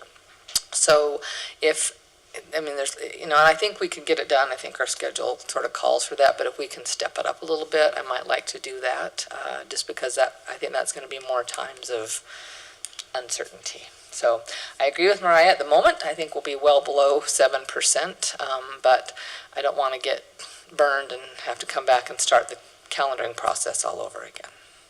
So, any other questions? Thank you, good answer. You're welcome. It wasn't that boring at all. Okay. And then also just a reminder that we are kind of pushing these forward because there still is a risk of losing tax-exempt municipal bonding. And so that's another reason why we're even going forward with all of this during this uncertainty, time of uncertainty. Any other questions? Okay, it is still long. No other questions, but we do have a resolution on the board for the council to consider if they can read it. Mayor, I move that we adopt Resolution 2025-R-17, authorizing the issuance and sale of not more than 18.5 aggregate principal amount of water, sewer, and stormwater revenue bonds, fixing the maximum aggregate principal amount of the bonds, the maximum number of years over which the bonds may mature, the maximum interest rate which the bonds may bear, and the maximum discount from par at which the bonds must be sold. Sets the public hearing for May 20th, 2025 at 7 p.m. and provides for the running of a contest period. That's different from this, but I think it's still okay. Yes, Laura says yes. So you said 18.5, does that have to be specified million, or is that assumed? 18,500,000? It's in, yeah, then it's in the If we can resolution. do that, Okay. I'm sure Gilmore Bell would I'm going to say appreciate the it. whole thing again. Does she need to say the whole thing? Okay, We can cobble that together. thank you. I hope that makes you appreciate all the long numbers I say when I'm up here. So there was a motion. Was there a second? Second. Okay, thank you. Motion and a second. Rory, will you call the yeas and nays? Yes, Councilmember Glover. Aye. Robinson. Aye. Mikuláš. Yes. And Billings. Yes. Okay, that passes unanimously. So congrats. I'll just stay right here. All right, staying right here for action item C, consider resolution number 2025-R18, a resolution of the City Council of Midvale, Utah, authorizing the issuance and sale of not more than 55 million aggregate principal amount of sales and franchise tax revenue bonds, Series 2025. Mariah. All right, this is different. This is for bonds based on our sales tax and franchise tax revenue. The projects that this will fund is the purchase of 10.41 acres of existing park property, the construction and upgrade of public utilities on Stagg Street, and then Center Street improvements, including decreasing existing road lanes and constructing a linear park. So while we are pledging our sales and franchise tax, we have a slew of other ways that we are funding this, and those are listed there, just so that you know it's not, we talked about sales tax enough today for you to be like, wait, we're doing what with that?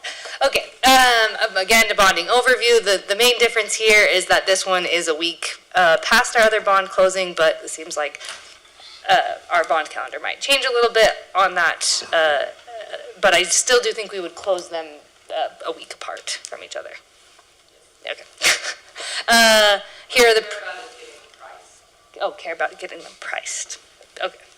Then the parameters of this resolution is that the amount would not exceed 55 million, interest rate 7% again, bond maturity 35 years, and future sale bonds is the same at 96% of total principal. We have the same thing here, except for instead of an 11th supplemental indenture, we have a second supplemental indenture for our sales and franchise tax. And this indenture adds a franchise tax, since our first general indenture was only for our sales tax. And that's that. Do you need another market update? It probably changed in the meantime. It may have changed in the past 3 minutes. Okay. All right, then here's. Okay, if there are no other questions, there is an equally daunting resolution to consider. Mayor, I move that we adopt Resolution 2025-R-18, authorizing the issuance and sale of not more than 55 million aggregate principal amount of sales and franchise tax revenue bonds, Series 2025, fixing the maximum aggregate principal amount of the bonds, the maximum number of years over which the bonds may mature, the maximum interest rate which the series bonds may bear, and the maximum discount from par at which the bonds may be sold, delegating to certain offices of the city the authority to approve the final terms and provisions of the bonds within the parameters set forth therein, authorizing the publication of a notice of public hearing and bonds to be issued, authorizing and approving a supplemental indenture, a bond purchase contract, and other documents required in connection therewithin, authorizing the taking of all other actions necessary to the consummation of the transactions contemplated by the resolution and related matters. Good job, good job. Okay, we have a motion and a second. Rory, will you call the yeas and nays? Yes, Councilmember Glover. Aye. Robinson. Aye. Nicolette. Yes. And Billings. Yes. Okay, that passes unanimously. Before we get into our next item, late breaking news. Councilmember Brown, if you're wondering, he left. We had the announcement of Teacher of the Year for Canyon School District. We had a teacher at Midvale Elementary School who was nominated, and drum roll, she won. So Lucia de la Cruz is the Teacher of the Year for Canyon School District, and that will move her on to Teacher of the Year for the state as well. And we will bring her here to a future council meeting and recognize her for that outstanding achievement. So, okay, no more late breaking news. Next action item we have on tonight's agenda is review and approval resolution number 2025-R21, authorizing the second payment to the Community Renewable Energy Agency for Midvale City. And here to discuss that is Erin Summers. Mayor, Council, I have presented this a handful of times, and I am sure many of you have it still stuck in your brain, but I'm going to go over why I'm here tonight. I'm going to kind of go over the history of just what this is as a refresher and as an introduction, so that we can talk about the option before Midvale Council today. This program was originally created in 2019 through legislation. It's the first of its kind.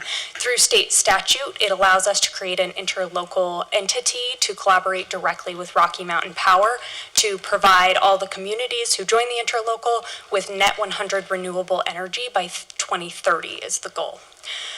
Now, in the 2024 legislative session, the statutory language which required communities to join by a certain date was removed, which opened up the opportunity for Midvale to join because we had not joined when the statute was initially established. And in June of 2024, the agency board, the interlocal that was created, had created a resolution that gave a pathway to communities who are interested in joining. This included making 2 payments that was based off of our population size and how much energy we use, signing on to an interlocal agreement, signing on to a utility agreement, and setting deciding who the board member will be, and then eventually passing an ordinance, which happens once the program is approved through the Public Services Commission. Now, in August, this city council voted for us to take the first steps to become a member. So we have representation on this board. We have made the first of 2 payments, each equaling just under 11 grand. The mayor sits on our board as our representative. I sit as the alternative, and we signed the interlocal and utility agreements. Purposely, when we set this up and came before council, we wanted to make sure there were off-ramps. This is a program first of its kind. It can be a big deal to have participating communities have to pay an additional amount in order to have renewable energy on their monthly utility bill. And frankly, there were still a lot of questions in the air of what this program looked like. They built the plane while they were flying it. And one of those off-ramps that we made was requiring that the council approve the second payment, even though we had already set it aside within the mayor's discretionary fund. So in the April meeting, at the beginning of this month, the agency had a discussion point where they said, we will consider allowing Midvale to become a voting member early. Now, originally, we had to pass the ordinance before we can become a voting member, which happens after the program is fully approved by the state. And they said, they got to make the rules on when we become a voting member. They said, we are willing to have you become a voting member early if you're willing to make your second payment early. Since then, there have been a handful of changes, which means coming to you with this opportunity also means presenting what has changed in the program design since the last time I talked to this body about this program.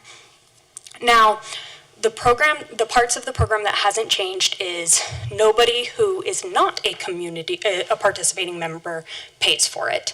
And that includes what pieces Midvale City pays for. We have to pay for our portion of operational costs, that's what those payments are, and then we pay for notification to every single resident that they have the opportunity to opt out of the program if they are uninterested in participating. Now, a couple of things changed. Last time I was before you, we had a broader scope of how much the monthly bill would cost, and we have a much more narrow scope. So what went to the commission for review is that community members can expect to see no more than $3 to $4 increase in their monthly bill. The entire board passed that, which means that they will phase the amount of energy that they purchase in sections to ensure that that amount never surpasses $3 to $4 per average residential customer.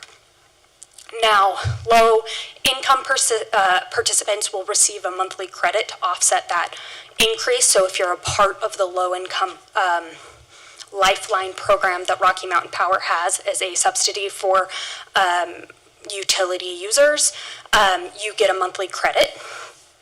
The exact number that went before the board was the cost would be $3.21 per month for the average residential household. And those who are on this program will receive $3.12 credit. The difference in that is making sure that participating community members are paying to offset where that credit comes from, because the entire program has to be self-sustaining through the fees that come through. However, there is an annual review of the cost-benefit analyses. Rocky Mountain Power is looking at limiting how much they're expanding their energy sources, and there is higher demand than ever. Based off of the estimates that our agency had presented to us in the last couple of meetings, this was in January, it shows that it is likely that eventually, after a handful of years when we have a reserve built up, this program will actually have participating community members have a high chance of getting a benefit, because Rocky Mountain Power will actually have a lot more benefit getting to them than the costs it takes to administratively run the program, because they need more power on the grid, and this will be the new power on the grid in this program as we expand it. So that could be really great for participating members, but it will never exceed that $4 amount. They also extended the opt-out period to 6 cycles. The statute requires 3, and the agency is asking the state to allow us to do 6, so doubling how long folks can participate. Now, there will be one more budget consideration of this board, which is paying for the opt-out notices, so that we make sure every community member knows that they can opt out and within the time period before they get a termination fee. And that right now is estimated to cost us just under 25 grand. That will need to be budgeted for in the next budget cycle or the following one, just depending on when the program goes through. So that is a consideration that this body needs to consider. So the reason that it's optimal for this board to consider now becoming a voting member rather than waiting till August to decide whether or not to make that second payment is that if we can become a voting member prior, it will allow us to participate in the power purchasing agreement process and whose power we're actually purchasing, what that agreement looks like, how much. So the third party is going to retain ownership. We're just locking in the price of the power. And once that goes into place, and this is the final piece that the Service Commission is going to approve of the program, we then get the opportunity to pass the ordinance. But we would not be able to vote as Midvale representation on what the power purchasing agreement looks like. We can still participate, but we won't have that vote. So the body, as council right now, you have a lot of options that you could decide to move forward with. We could make the second payment early, which will allow us to become a voting member early. This would mean that tonight is really when you're evaluating that this program is a good fit for Midvale and that you're ready to pass this off ramp and reevaluate it again when the ordinance comes forward, but we would pay that 11 grand. You can choose not to make that decision at this time. I can return to discuss the program further with council, and we can keep to the original August deadline, but we would not be a voting member. My understanding is that we have to make that payment early in order to get the early voting member status. Additionally, this council can give the feedback that they would like to withdraw from the agency entirely, which I might need to come back with an official resolution to do so, but your direction, this is 3 avenues we can go. We can also go in a couple variation of that. Questions, concerns, complaints, compliments? Any questions for Aaron? Is this just residential or is it businesses? It also can include businesses, yes. So they'll have to opt out also? Yes. And the other question I have, so you opt in and you go past their 6 months and a year from now, I don't want to do it anymore. Can you get out of it? Yes, sir. You can get out by, if you leave the area, you can leave, or if you're staying put and you want to leave, it is $30. That's the fee, once you're past the 6 months. It's free until then, and it also is free for low-income families. If they decide they want to opt out and they're a part of that program, their fee is waived. Any other questions for Aaron? I can add some of my perspective if anyone is interested, as someone who has sat in these meetings. I don't know if any of you have sat in a meeting where you're kind of on the board, but kind of not. You know, when we do roll call, I have to say, Dustin Gettle, Midvale City, not voting. And it's just kind of weird. But more importantly, you know, we are in this phase of this program where real decisions are starting to be made, and, you know, how the program is going to be implemented and down the line. And I think having a vote, as we are going to expect our residents to either opt in or opt out of this program, and it's just a weird place to be, to say, well, we didn't actually vote on any of this on the board, So I think it was budgeted for this budget cycle. The chair of the board, Councilmember Dugan from Salt Lake City, and the vice chair, Jeff Silvestrini, they both said they'd be perfectly willing to, they didn't say, yes, we'll allow you to vote, but they said they would entertain the thought of it, which, reading between the lines means it's probably, going to happen. I just think, again, there's no reason for us to have already paid money and not have any vote. It's that whole taxation without representation issue. I thought that might appeal to Paul, maybe. The whole program I love, okay, except the fact that you have to opt out. Yeah. That bothers me a lot. And that part is the state statute, and we just don't get a choice. And thankfully, I think the two issues that I remember council having are the 3-month opt-out period. That's been extended to 6 months, so doubling that, I think, is actually a great compromise. The other was the fee. We really didn't know if it was going to be $3 or $10 at one point, and now we know that with a lot of certainty that it's not going to be more than $4, and it's going to be less than that. And as Aaron said, after just a few years, it wasn't even that long, the chart that they showed us, where instead of there being a surcharge, there's no more surcharge, where it just goes away entirely. So I think they have addressed the areas of concern that several council members had in the beginning. Again, we're moving into like the meat and potatoes of the program, and it would be a shame to have to pay this money anyway, or, as Aaron said, we could withdraw. That's up to the council, but it'd be a shame to have to pay this money and then still have to wait, a couple of more months to be a voting member. So I think the timing is now to get on there and really have a say for our residents, how this moves forward. And the resolution language before you also specifies, as does this motion recommendation, that it's after the agency amends their policy to allow us to become a voting board member, do we hand over the check. Yeah, we're not going to be fools about it. So, there is a motion for the council to consider.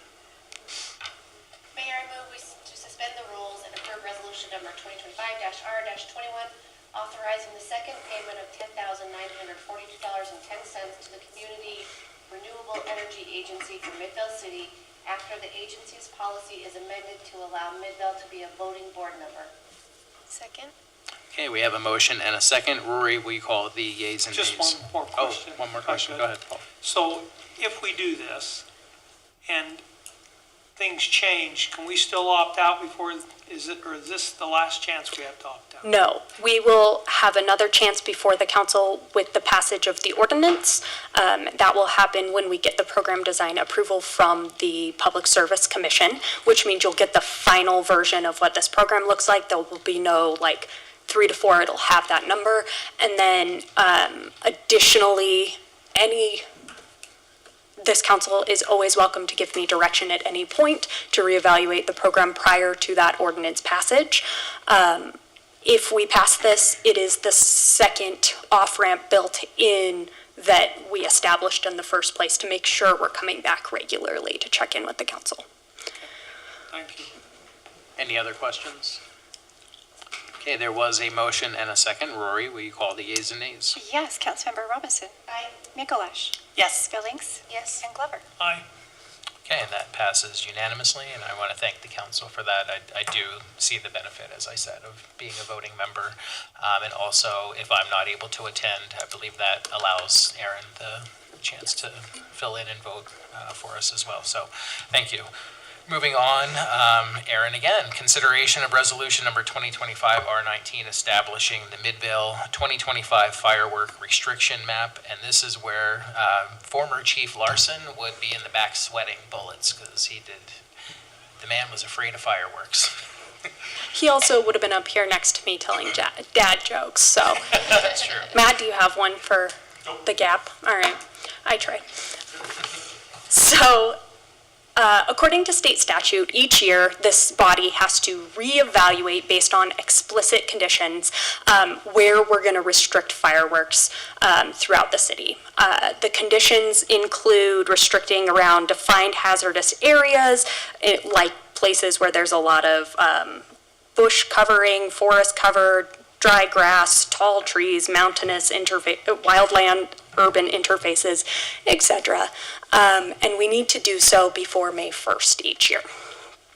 Now, last year, this body approved the historical firework restriction zones, which are along the Jordan River. Our county parks are always firework restricted, and then most of the Jordan Bluffs neighborhood, since it's tall, dry grass. And then additionally, last year we did a couple of changes. We added all of the Midvale city parks based off of the fire marshal's review saying that those areas were higher risk. And then we also had to adjust the buffer zone around the Jordan River. According to state code, you have to make it the easiest definable boundary. So originally it was just where those hazard lines were, but that cut through properties. So we were in a situation where we would say your front yard is fine for fireworks, but your backyard is off limits, which is a weird place and hard to communicate to the public. And so in state code, they ask you to do the closest identifying feature. So we ran through like major roads. So we ran through and did this, where you can see that it goes along major roadways, which makes it a lot easier for residents to understand where the red lines are versus not.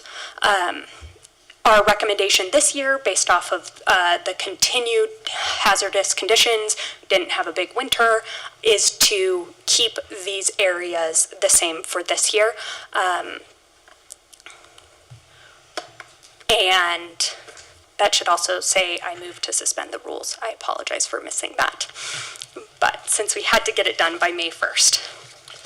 Any questions or comments for Aaron? I can't remember, the schools, like the elementaries, the high school and all those, that's not our preview at all?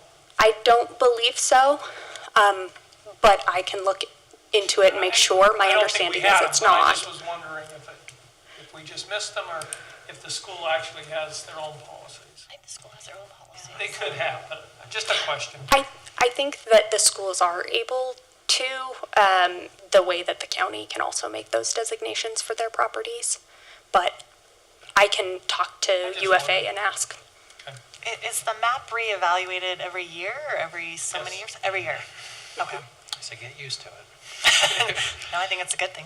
The good thing for Councilmember Mikalash and I, like where we live, our entire yes, no fires. Side is red on the map. Quieter so for the dogs. No fireworks in our neighborhoods. Being the daughter of a firefighter, thank you. I do remember though in the past that when it got really, really bad, it seems to me we had it written and then we went back and amended it.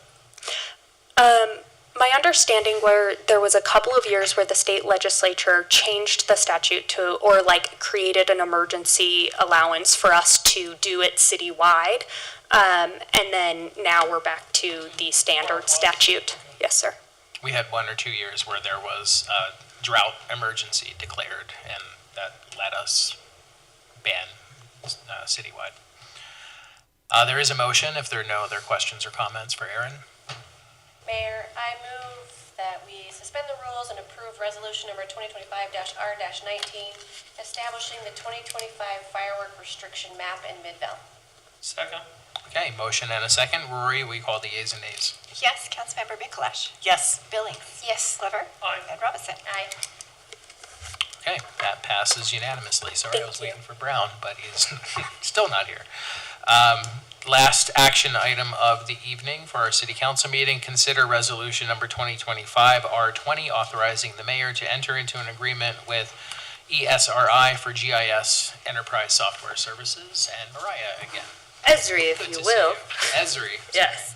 Okay, so our GIS department, Geographic Information Systems, currently uses a version of Esri software for our data collection, analysis, and visualization. There are maps, and we use them in a lot of. You're looking at me like you want to say something. Okay. Lots of different ways throughout the city with our planning uses them, public works uses them, they capture our infrastructure. But the software we currently use is restricted pretty heavily by user rights, so we have a very specific number of user rights for that. And then actually the software we are currently using is actively being phased out and can no longer have upgrades to it and things like that. So that's been causing some problems. So this is in the fiscal year 2025 budget to upgrade to what's called the enterprise level software, which gives us unlimited user access for viewing and then some upgraded licenses for our GIS team. It has training and support built into it from Esri, and then upgrades our software to ArcGIS, which is like the one to have, right? Now, software always changes. This is a sole source contract. Esri is the only one that provides GIS software, so that's that. This will cost us $40,900 annually for a term of 3 years. And that's really all I have to say about that. My GIS team would be very excited for this to move forward, and I didn't put this in my summary, but I am requesting that we suspend the rules to move this forward. And I would add, Public Works is very much in support of this software. Any questions? Any questions for Mariah? Seeing none, there's not a motion on the board, but I think we have one in our packets. But please add suspend the rules. Sorry, I also failed on that, Aaron, so. Mayor, I move that we suspend the rules and adopt resolution number 2025-R-20, authorizing the mayor to enter into an agreement with Esri for GIS enterprise software services. Second. Okay, motion and a second. Rory, will you call the yeas and nays? Yes, Councilmember Billings. Yes. Glover. Aye. Robinson. Aye. Mikuláš. Yes. Okay, that passes unanimously, and I don't believe we have a closed session tonight. So,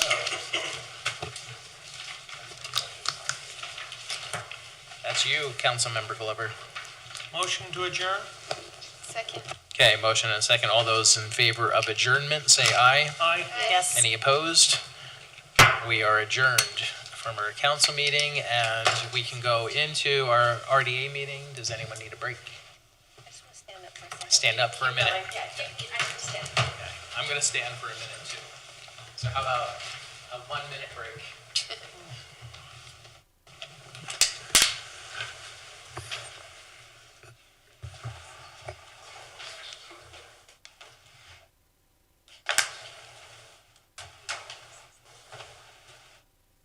Lost my chair. So just stand here. Stretch those legs a little more. Stretches.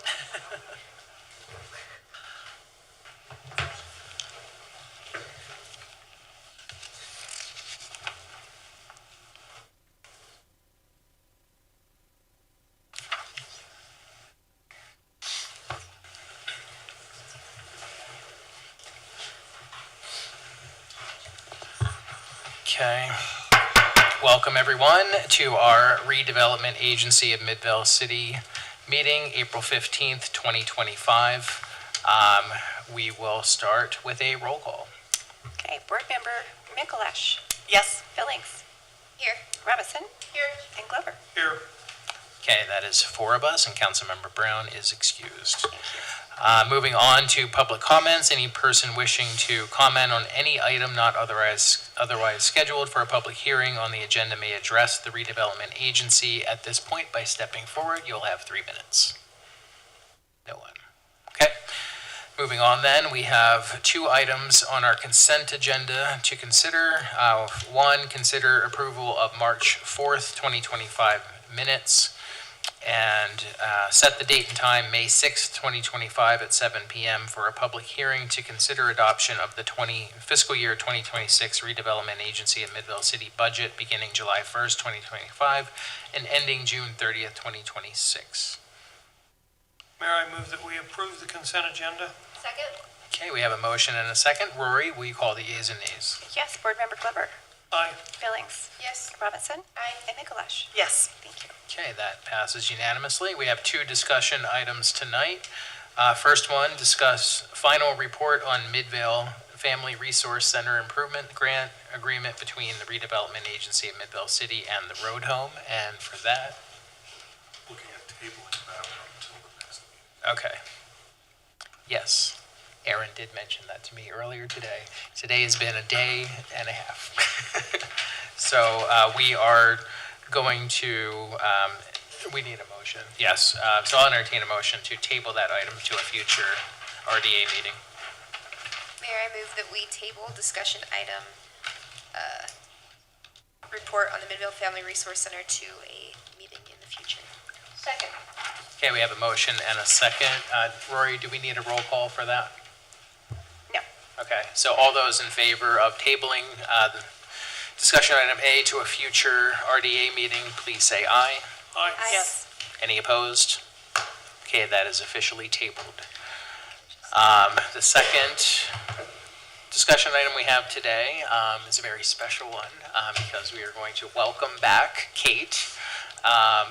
So come on up, Kate. Discussion regarding the Honeysuckle Coffee Company business loan. This is your first meeting back, right?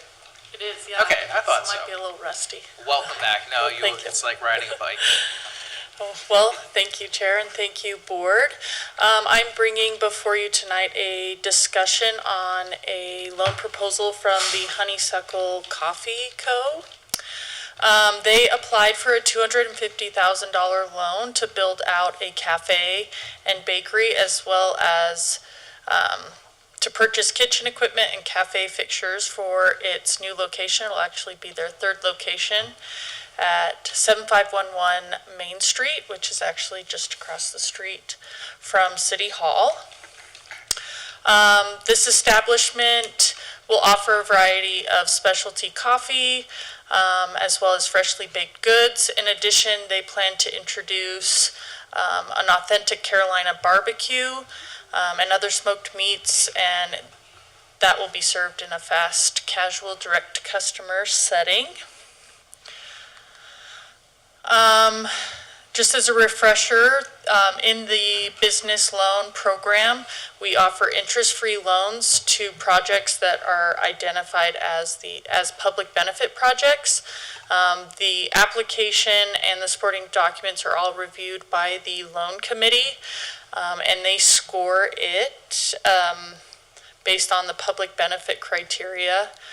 For loans over $25,000, they require a minimum score of 60 points, as well as full points in economic impact, adaptive reuse, permanent job creation, and street activation, which they did achieve. For the economic impact, between their 3 income streams coming from the cafe, bakery, and smokehouse, they anticipate generating approximately $1 million in the first year, with growth expected in subsequent years. They also plan on supplying baked goods from the bakery location at this location to their other 2 cafes, as well as wholesale clients. In addition, having an artisan business like this with artisan goods, we believe will encourage other businesses that are similar to the area. They've also mentioned that they are committed to partnering with other businesses on Main Street, as well as collaborating on community events. As far as adaptive reuse goes, they will be transforming what is now a home into the coffee shop, as well as a cafe, and the garage will be renovated to be their bakery, and then they will utilize the outdoor space. For their patrons, they plan on having games, a seating area, and I guess I'll let them add if there's anything else that they're going to put out there. As far as permanent job creation, they anticipate hiring 7 full-time front of house staff, 1 part-time front of house staff, 4 full-time bakery staff, as well as 3 part-time. 2 full-time smokehouse staff, and 2 part-time smokehouse staff. And then as for street activation, the location will serve as a destination on the street for all types of patrons. They anticipate tentatively to be open from 7 a.m. to 8 p.m. with coffee and baked goods in the early part of the day, and then transitioning to the barbecue smokehouse in the evening. Kind of goes into they plan to cater breakfast, brunch, lunch, and dinner. And the cafe and courtyard will also be available for rent for private parties and events. Oh, and the courtyard will feature outdoor games, a small stage for live music, and comfortable, inviting seating. The proposed loan terms that are being brought before you from the loan committee include the loan amount of $250,000 for a term of 7 years, 0% interest rate. The first payment will be the sooner of the first day of the first full month following the opening of the business, or August 1st. They will pay equal monthly payments based on the loan amount, and they agree to submit receipts, invoices, and other reasonable evidence showing that they have used the funds on the permitted uses. The collateral, the borrower will need to pledge collateral equal to 70% of the loan. The collateral will be 2 parts. The first is will be a lien on their newly purchased equipment that will be located at the Midvale location, as well as existing equipment located at the borrower's other cafes in Sandy and Salt Lake. Just to note on the equipment, the value that we are accepting will be approximately 40% of its current market value. So we took the year that it was purchased and we depreciated it 10% for each year, and then from that amount we're only accepting 40%, and that is just going to account for resale and for further depreciation. And the RDA will hold a first position lien on that equipment, and then the remaining collateral will come from equity in the borrower's personal residence, in which the RDA will hold a second position lien. Any questions, comments, concerns for me in regards to the loan or the committee's recommendation? In addition, we have the owners of Honeysuckle here if you have any questions for them. Come and tell us about your project. I know I got hungry again all of a sudden. Well, ladies and gentlemen, I just want to thank you for your time this evening. So my wife and I, we opened up Honeysuckle in Sandy about 7.5 years ago. Reasons for that is we love coffee and we love people, and so what we do with coffee is different than what many other shops do with coffee. We really do like coffee. I remember growing up, my dad and mom would drink 8 o'clock coffee, and it wasn't exactly something I was into. And so coffee itself, for me, is very much a passion project. It's the idea with our coffee is not to kind of muscle through it and trying to drink coffee that puts hair in your chest is not really our mentality. But our mentality really is to produce coffees that taste good on their own, that taste good. Not everybody, has a flavor palette for what coffee is, but also to provide delicious drinks for our patrons who may not enjoy just drinking coffee. We do offer, we don't offer a ton of different flavors, but we do offer different, staple and seasonal flavors as well. And then on top of the coffee side, we also have a passion for food. And so coming from North Carolina, we've been here now I think going on 17 years. So we've got 3 children that were born in Utah, 1 born in North Carolina. But so I think we are still, we do consider ourselves to be native Utahns now that we've got all that. But very much, we really wanted to bring food that kind of would, if you will, minister to your body and your soul, and so and also kind of partner along with what we serve as far as coffee goes. And so the foods that we offer, we don't advertise it as being local and clean, because we really feel like that's the way you should do it, instead of trying to exploit the idea of it. We wanted to provide that for people because that's what we feel like is the right thing to do. And so so that's kind of what we do. And so like we really do love people, like I said too. We love our regulars, we love our like new people coming in. We love the fact that we get to talk to people from everywhere because Salt Lake City is such a great tourist destination. My wife and I both love snowboarding too, so we love the fact that we get to share the mountains with everybody. But with this new location, our hope is to bring that here to Main Street. Like we love this beautiful street that you guys have here in Main Street. Actually, before we opened up Honeysuckle number 1 in Sandy, we really seriously thought about putting a shop here on Main Street just because it is such a beautiful street. And it wasn't quite the right time at that point, but we do definitely feel like right now is a great time to do that. And we're really excited to take this beautiful home just across the street here and garage and turn it into the home being the cafe, kind of providing a great home for people because that's something that we're passionate, like I was saying, about as well. Not so much just we're so glad that customer number 75 is here, but we're really glad that Dan's here, that Sue's here, that Jim's here, and that we really love to give people a home. That we want people to think of the Honeysuckle more like, hey, let's go to my coffee shop. This is the place that I go to. We're flattered that people actually choose our shop to bring their family when they come to town. That's definitely one of the things that we really do love. And since the beginning we've been passionate about kind of fostering community, if you will. When we first opened Honeysuckle number 1, we definitely, being at that point, we had our youngest, he was just about to turn a year old, and so we knew what it was like to try to bring kids into a coffee shop environment, especially a specialty coffee shop environment, which is what we offer. You very much feel like everybody's quiet and everyone's looking at you and you just don't feel like you belong. And so we very much wanted Honeysuckle to be a place where you can both get amazing coffee, but everybody felt like they should be there, right?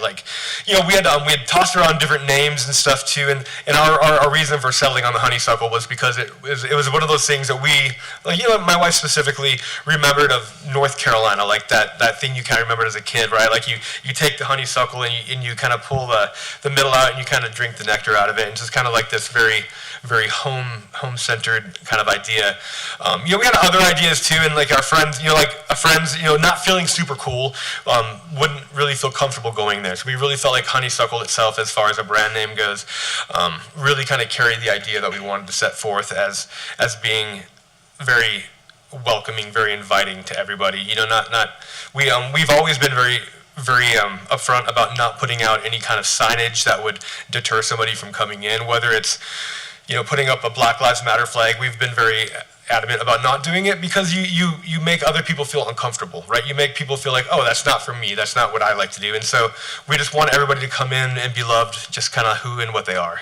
And so that's kind of what we've been. But with this new shop, we're really excited about bringing on, like she had mentioned, Carolina style barbecue, which is coming from the Carolinas, is something I'm very passionate about. With our first, when we had opened, that first year is pretty rocky, of course, and kind of as a way to celebrate all of our customers and friends kind of keeping us open, we did kind of a barbecue by donations. We just, fortunately, where we were in the strip mall there in Sandy, we could we were the only thing open on Sunday.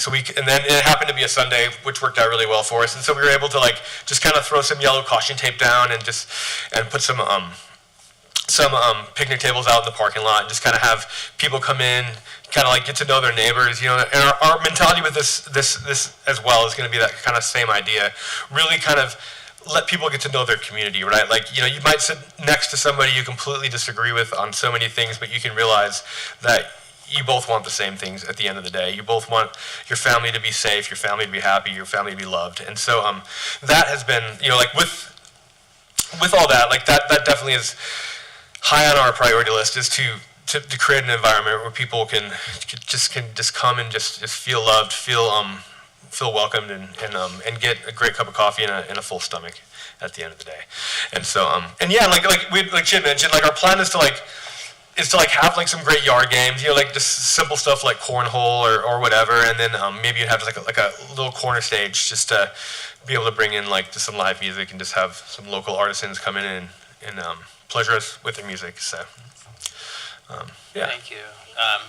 I know when I first heard of this project, I was like, oh, so you're going to tear down the house? And so I just love the idea of keeping the structure, making it, just like you said, a family kind of place, come in and be like a member of the family.